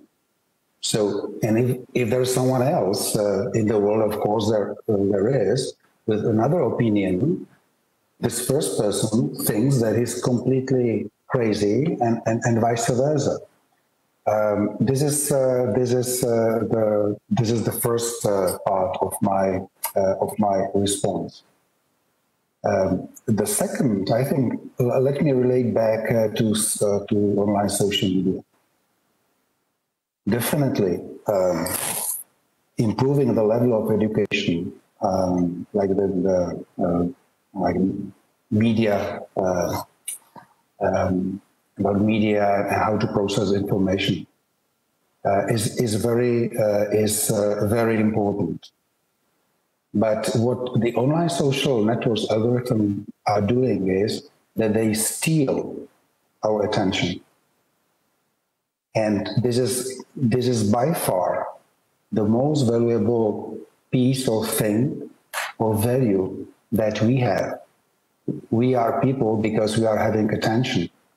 And they are stealing that, and they are manipulating with what we think. So we have predominantly to focus on that, because what the algorithms are doing, they are creating less intelligent creatures for us. And this is why there is even more, I would say, fundamental problem, which is not in public discussion yet. Thank you very much. Again, that goes very much in this gloomy tendency that we already have. But Benedetta, when the commissioner was speaking, I saw you nodding your head and in agreement with a lot of things that she said, as we all did. But coming back a little bit to the issue of propaganda, clandestine information, could we indeed see that when it comes from the outside as an act of aggression? Maybe even under international law, trying to undermine the trust, as you put it, in the institutions that we have seen so many times. And how would you see, where should we draw the line in terms of cooperation and then taking a stand, especially as certain, how should I put it delicately, certain NATO members are also currently very good in distorting information, and if they have large populations in some European countries, utilizing that to undermine the national institutions in those countries. Yes. Okay. I will answer your question, but I'm also tempted to say one one personal word of reflection, because this has been a very interesting, I think, set of remarks, and maybe that will help. That will help answer your previous question about if there's anything positive going on, and it's a half positive. But when we talk about the algorithm-based model and the fact that it's making us less information processors, which is a term I'm going to adopt from now on, I think that is all true. But the silver lining is that, of course, we design the algorithms. We choose what to put in it. And the reason why we have this very distorted dynamic, in my opinion, is because the business model of many, if not most, if not all, unfortunately, of the online platforms is one that rewards this type of very aggressive, if you wish, use of the customer and its data and its privacy and its preferences. So it's not positive, it's very negative, but the silver lining is that all it takes is a political decision that the business model is not. Well, it's not all it takes. It's very complicated. But at the heart of it, it's not immutable.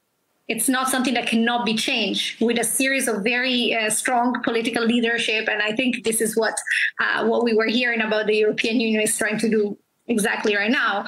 The business model, the incentives can be changed, the dialogue can be changed. And if you add to that a much more broader investment into supporting journalism, into supporting education, active citizenship, it is not a life sentence. We are probably the first generation that has to deal with this type of colossal challenges to our digital, to the way we process information. And I think there is silver lining as we process these challenges, and we can do better. So just trying to tell you something positive, right? And then I go to the negative, which is it an act of aggression? You're asking a political question, right? And I think that will have a political answer. And I think one of the reasons why, and now I'm putting back my NATO hat on, one of the reasons why the Washington Treaty, our founding treaty, is, if I may say so, is still completely valid with the passing of time, and why it still provides a very strong guidance for collective defense and security, is because it's recognizing that an armed attack, a situation of armed attack, is one that is decided by the attacked nation and by allies. So ultimately, it is the result of a political decisions. Allies have already said in the past that a cyber attack, a severe cyber attack, could trigger Article 5, and that means there are no inherent boundaries to saying what will or what will not trigger an attack. And to be honest, that's also very good for deterrence. You don't want to tell your adversaries that they can push it up until here and they will not trigger a reaction. So I think that the fact that we are thinking politically is the right way forward. That said, your second question was also a little bit more, was probing even further and saying, so what are the boundaries? How do we react to that? And there is not one answer.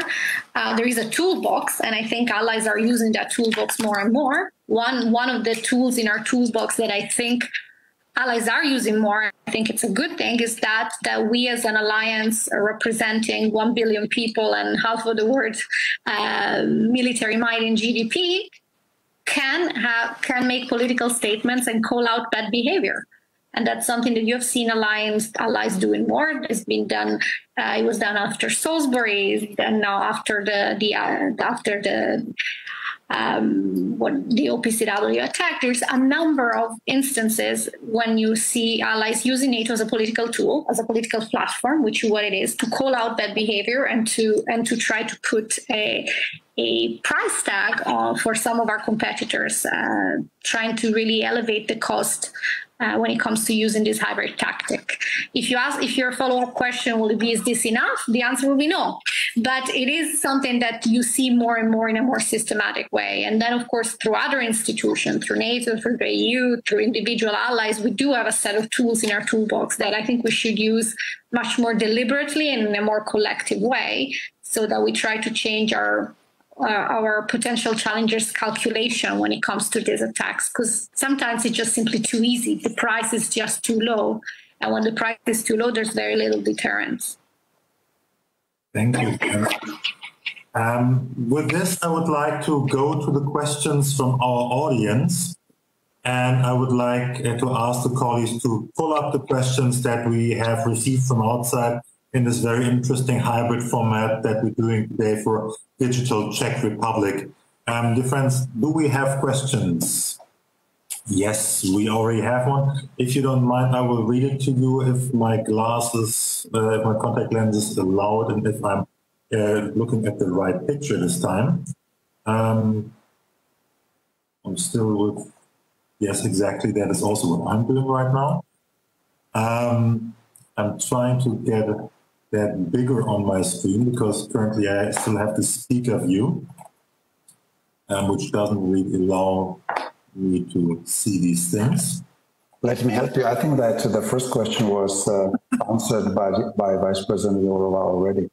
So it's about taxing data, taxing the big companies for storing data or using, leveraging our data. Okay. If the technical colleagues could help me with, there we go. Yes, should the tax for data storage be implemented? Big corporations like Facebook and Google earn money from all the information they have about us, from Carl Bennett, but indeed, digital service tax. Vera Jourova, if you still want to say maybe one or two words about that, if that is really fair, which Americans don't see it that way, and is that maybe also another potential area of conflict with our American friends? Yes, for many, especially on the other side of the Atlantic, this is not a pleasant topic, but we see very clearly the figures. The big business and big profit, the big tech are getting from European market is based, among other things, on harvesting the private data of people and doing the big advertisement business. So this is exactly what we should focus on.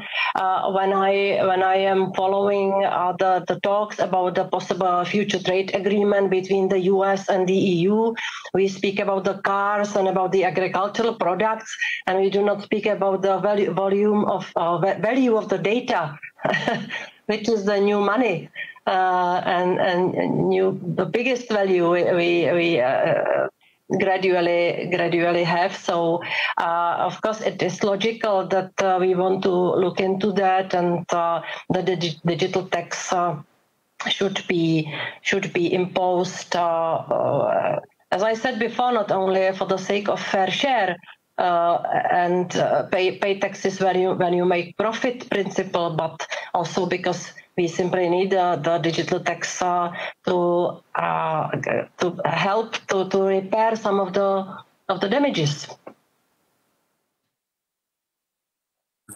So basically, like the scholar Pigu called it, internalization of external effects, like with the carbon tax or similar things as well. Next question, please. Should we not be stronger in the fight against disinformation and any disinformation campaigns? People, Quinn, well, Benedetta, I think that is a perfect question going into your direction. Sure. Well, partly it's hard to disagree, right? It is hard to disagree with the statement that we should take this. Well, we do take it seriously, but we should do more. I think it goes in my direction, but to be honest, going back to my initial remarks, it goes in everyone's direction, because fighting. I think the point I was trying to make is that fighting disinformation, countering this type of hybrid tactics, cannot just be done from a security or defense perspective. It requires a whole of government, whole of society approach, from harnessing our citizens to fostering free media, to fostering critical thinking. There is a plethora of actors that need to be involved here. So I would say yes, of course, but it cannot just be done from a security or defense perspective or set of actors. At the same time, I think the question is correct. we are taking, and I think by we, I mean the international community is taking electoral interference, disinformation, news manipulation more and more seriously. And that is a very good thing. But we are still struggling in terms of how do we counter them most effectively. And I mean, I heard there was already a conversation about the use of fact-checking and highlighting fake news. We know that works sometimes, other times it doesn't work. We are still developing the right toolkit to do so. But I think from our point of view, from the point of view where I sit, thinking about security and defense, I think we need to be more consistent in calling out that behavior. We need to do so at the highest political level, and we have to, I think, try to have a better accountability for those actors that are using this tactic in a systemic way as part of our larger strategy. And maybe we should also be more clear when we talk to our citizens that these are not isolated episodes. These are very much part and parcel of a whole spectrum type hybrid tactics that are designed to ultimately undermine our very own societal fabrics and our democracy. So I think sometimes it's also helpful to have the full scale and not just look at them individually. It's not to chop them into different actions, but to look at the whole spectrum of hybrid. That said, yes, this is not a deterrence in this unconventional hybrid domain. It's something that we need to get better at. But it is not easy because our conventional tools are not all necessarily fit. So it is an open conversation. Maybe directing it also to Peter's direction, looking at it from a more holistic viewpoint that Benedetta is hinting to, what can indeed society, civil society, and also has been mentioned, education play for a role? The issue of media literacy has been mentioned a couple of times today, which after having been involved in training people on media literacy, I can tell you, it's not an easy job. Yeah, thank you for the question, Daniel. And yeah, I think what Benedetta said is extremely important. That we should call things on their names. And this is already, I think, education. This is already public awareness raising. We should talk more about the sources of disinformation, about the narratives of disinformation. Of course, I mean, not the more marginal one. Not we should be the one who bring them into the mainstream, but in a lot of cases, I mean, the dangerous forms of disinformation that we usually talk about, for example, COVID in these days, or Russian, Chinese disinformation narratives are something that most of the population could meet with. So we should talk more about these issues and do not take it for granted. And I think it's very important for the expert community. Do not take it for granted that the broader, I mean, public opinion is aware of the problems that we talk about. I mean, I have experiences that even the existence of the filter bubbles is that some challenge, by the way,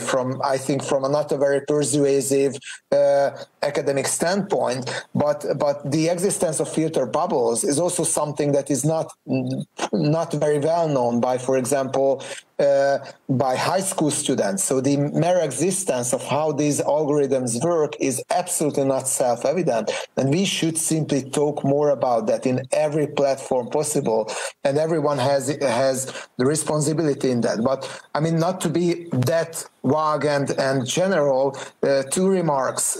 First of all, I think the question that was raised points us to another aspect of the dilemma, because how should we fight against disinformation? Should we fight back with the same tools, or should we have a different stance? And this is very important. And I think here I have to reject that cynical but very widespread view that, fight fire with fire. So if they are doing that, we should do that as well. I think if we do that, however we define I mean, we are just losing our moral ground to fight back against any kinds of disinformation. So I don't think that the best cure of disinformation is spreading disinformation with the different content. So I think, and at this point, I think we have to be cautious to a certain extent. If we keep our, let's say, basis and our standpoint that we are fighting back from the grounds of liberal democracies, where we have dilemmas, we have discussions, we disagree in some things, and we do not necessarily think that there is only one solution to the problems, then I think we will definitely be always a bit slower than the aggressor. And this is not necessarily, I think, a weakness, because democracies are sometimes, coming up with good solutions later. But these are more mature and better discussed solutions that based on a broader consensus. And one last remark about your question, Danielle, on critical thinking and media literacy. I think these are very important. But on the other hand, I think it has to be really new and we have to forget the traditional framework of critical thinking, in the sense that, question the narratives around you. The problem these days that disinformation spreads an over-critical thinking about many issues. Conspiracy theories are critical approaches of our societies, and not everything that is critical is definitely good. So I think we have to clearly define what do we mean by criticism, and that most of the conspiracy theories just say that open your eyes. The mainstream is just misleading you. Brussels is misleading you. The global order, the background powers are misleading you. So we should be critical about criticism as well, and reestablish the trust in the traditional sources of knowledge, mainstream media, and I think academic knowledge. But it doesn't sound as sexy as saying, let's just improve critical thinking. Thank you. And maybe just hinting to František about that, because the filter bubble has been mentioned more. And the question I have to ask myself here, aren't we not horribly outgunned when it comes to trying to educate people, when we try to penetrate their filter bubble, especially when we're not only talking about people who sit there and type in fake news, when we have algorithms creating fake news with the introduction of artificial intelligence, not only clickbaiting, but fabricating stories that most likely will be shared and clicked. So aren't we not horribly outgunned in this fight? I think we face a real challenge, or it is a real problem, because first of all, we cannot increase cognitive thinking or critical thinking up to a certain level, simply. And the target audience of the disinformation business is exactly the one with less cognitive skills and critical thinking. Maybe according to the numbers that we have, for example, in the Czech Republic, there are 30% of people or population is influenced by these disinformation websites. So we have to live with that. We will not improve their skills. Firstly, secondly, with the young generation is losing or their attention span is decreasing. So they can hardly get focused and go to the depth of the problems of the issues. And this is something we have to tackle. And what is behind are the algorithms, period. Last but not least, in the future, at the time being, most of us, maybe majority of us, we hesitate whether the information, sometimes we hesitate whether the information is true or false, the written information. But as far as visual content, like images and videos, we take them for granted. And the next stage or phase of disinformation will be so-called deepfakes. Those pieces of information will be created by artificial intelligence, And even the smartest people in the world, even with the best critical thinking, they would not be able to recognize whether that is false or true. And simply, we have to stop rewarding the online platforms for making money out of content that destructs the society.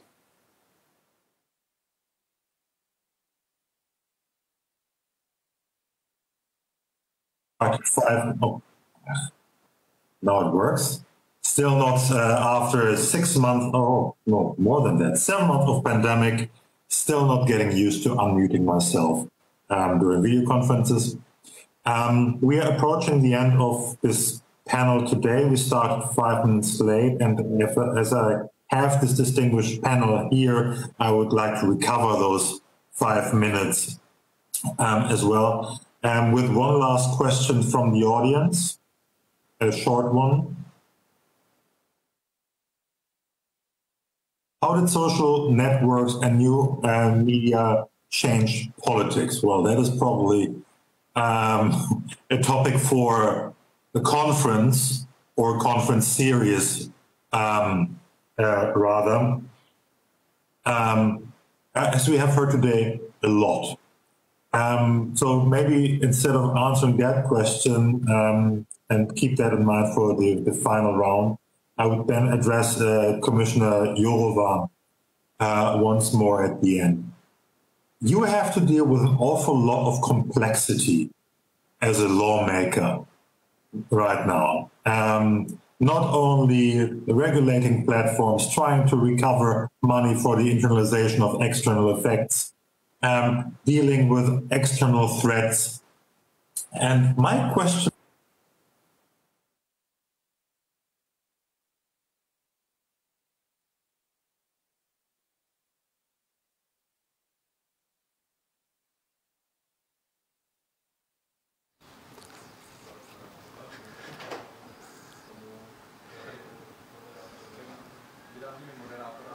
Okay, I'm back.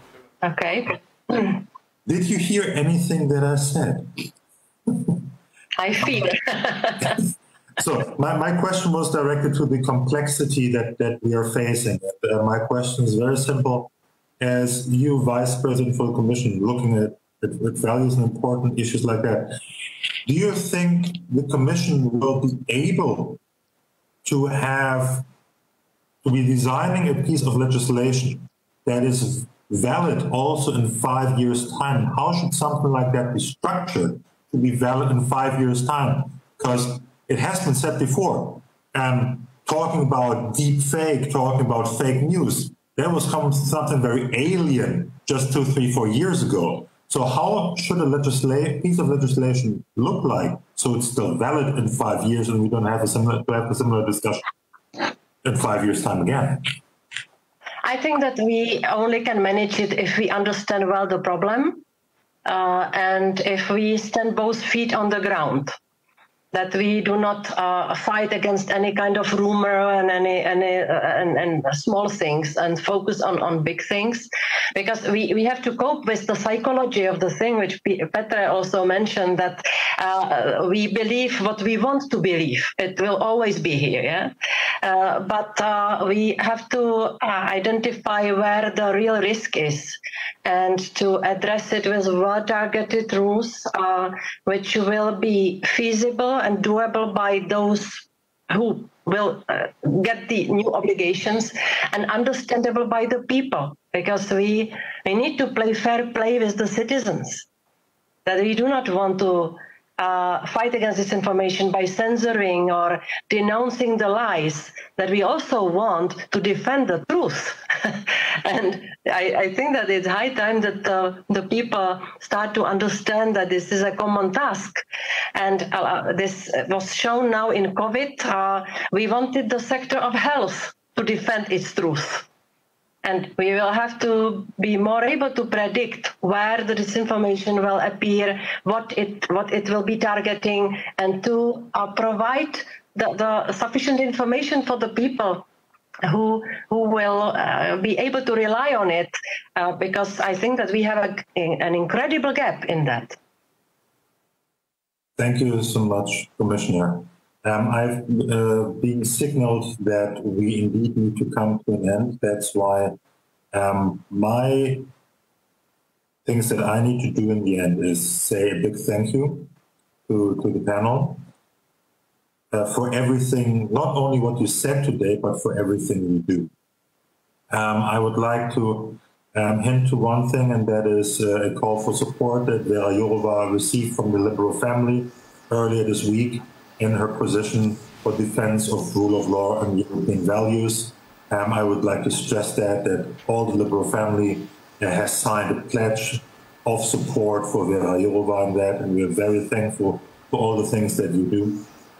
Thank you. We are thankful for all the things that you others do at NATO, but also Peter and František in your work, raising the alarm, but also talking sometimes about good things that digitalization can bring for the citizens. Maybe we can talk about that next time. So thank you very much, all of you, for being there. And last but not least, if you want to read something positive about digitalization and citizens, I highly recommend you to read Citizen-Centered Digitalization, a book of the European Liberal Forum, where we talk about the good things that can happen, but also about the risk if technology falls into the wrong hands. Thank you very much. Thank you very much, IPPS, and back to you in Prague. Thank you very much. Bye. Thank you very much. Bye-bye. Thank you very much. Thank you, Daniel. Děkuji moc také našim dalším hostům. Thank you, Daniel. I just would like to thank all guests also through WebEx, Věra Jourová, Petr Kréko, František Vrábel, and Benedata Berti, who just joined us through WebEx. Very interesting discussion at the end of International Conference Digital Czech Republic. The 5th annual conference is coming to end. How our country is going to develop, it's a very interesting question, and we are going to discuss quite complex, not easy public discussion on this topic. I believe that our conference contributed to this discussion. Again, I would like to thank all guests being present here physically or through WebEx. We have heard substantial challenges. One of the challenges was to organize this conference at today's time, and I believe that everybody that joined us through YouTube or IDNES or the portal, I believe that next year we will manage to see each other not virtually but in person. Thank you very much again. Have a very nice afternoon, very nice rest of 2020, and see you next year. Thank you.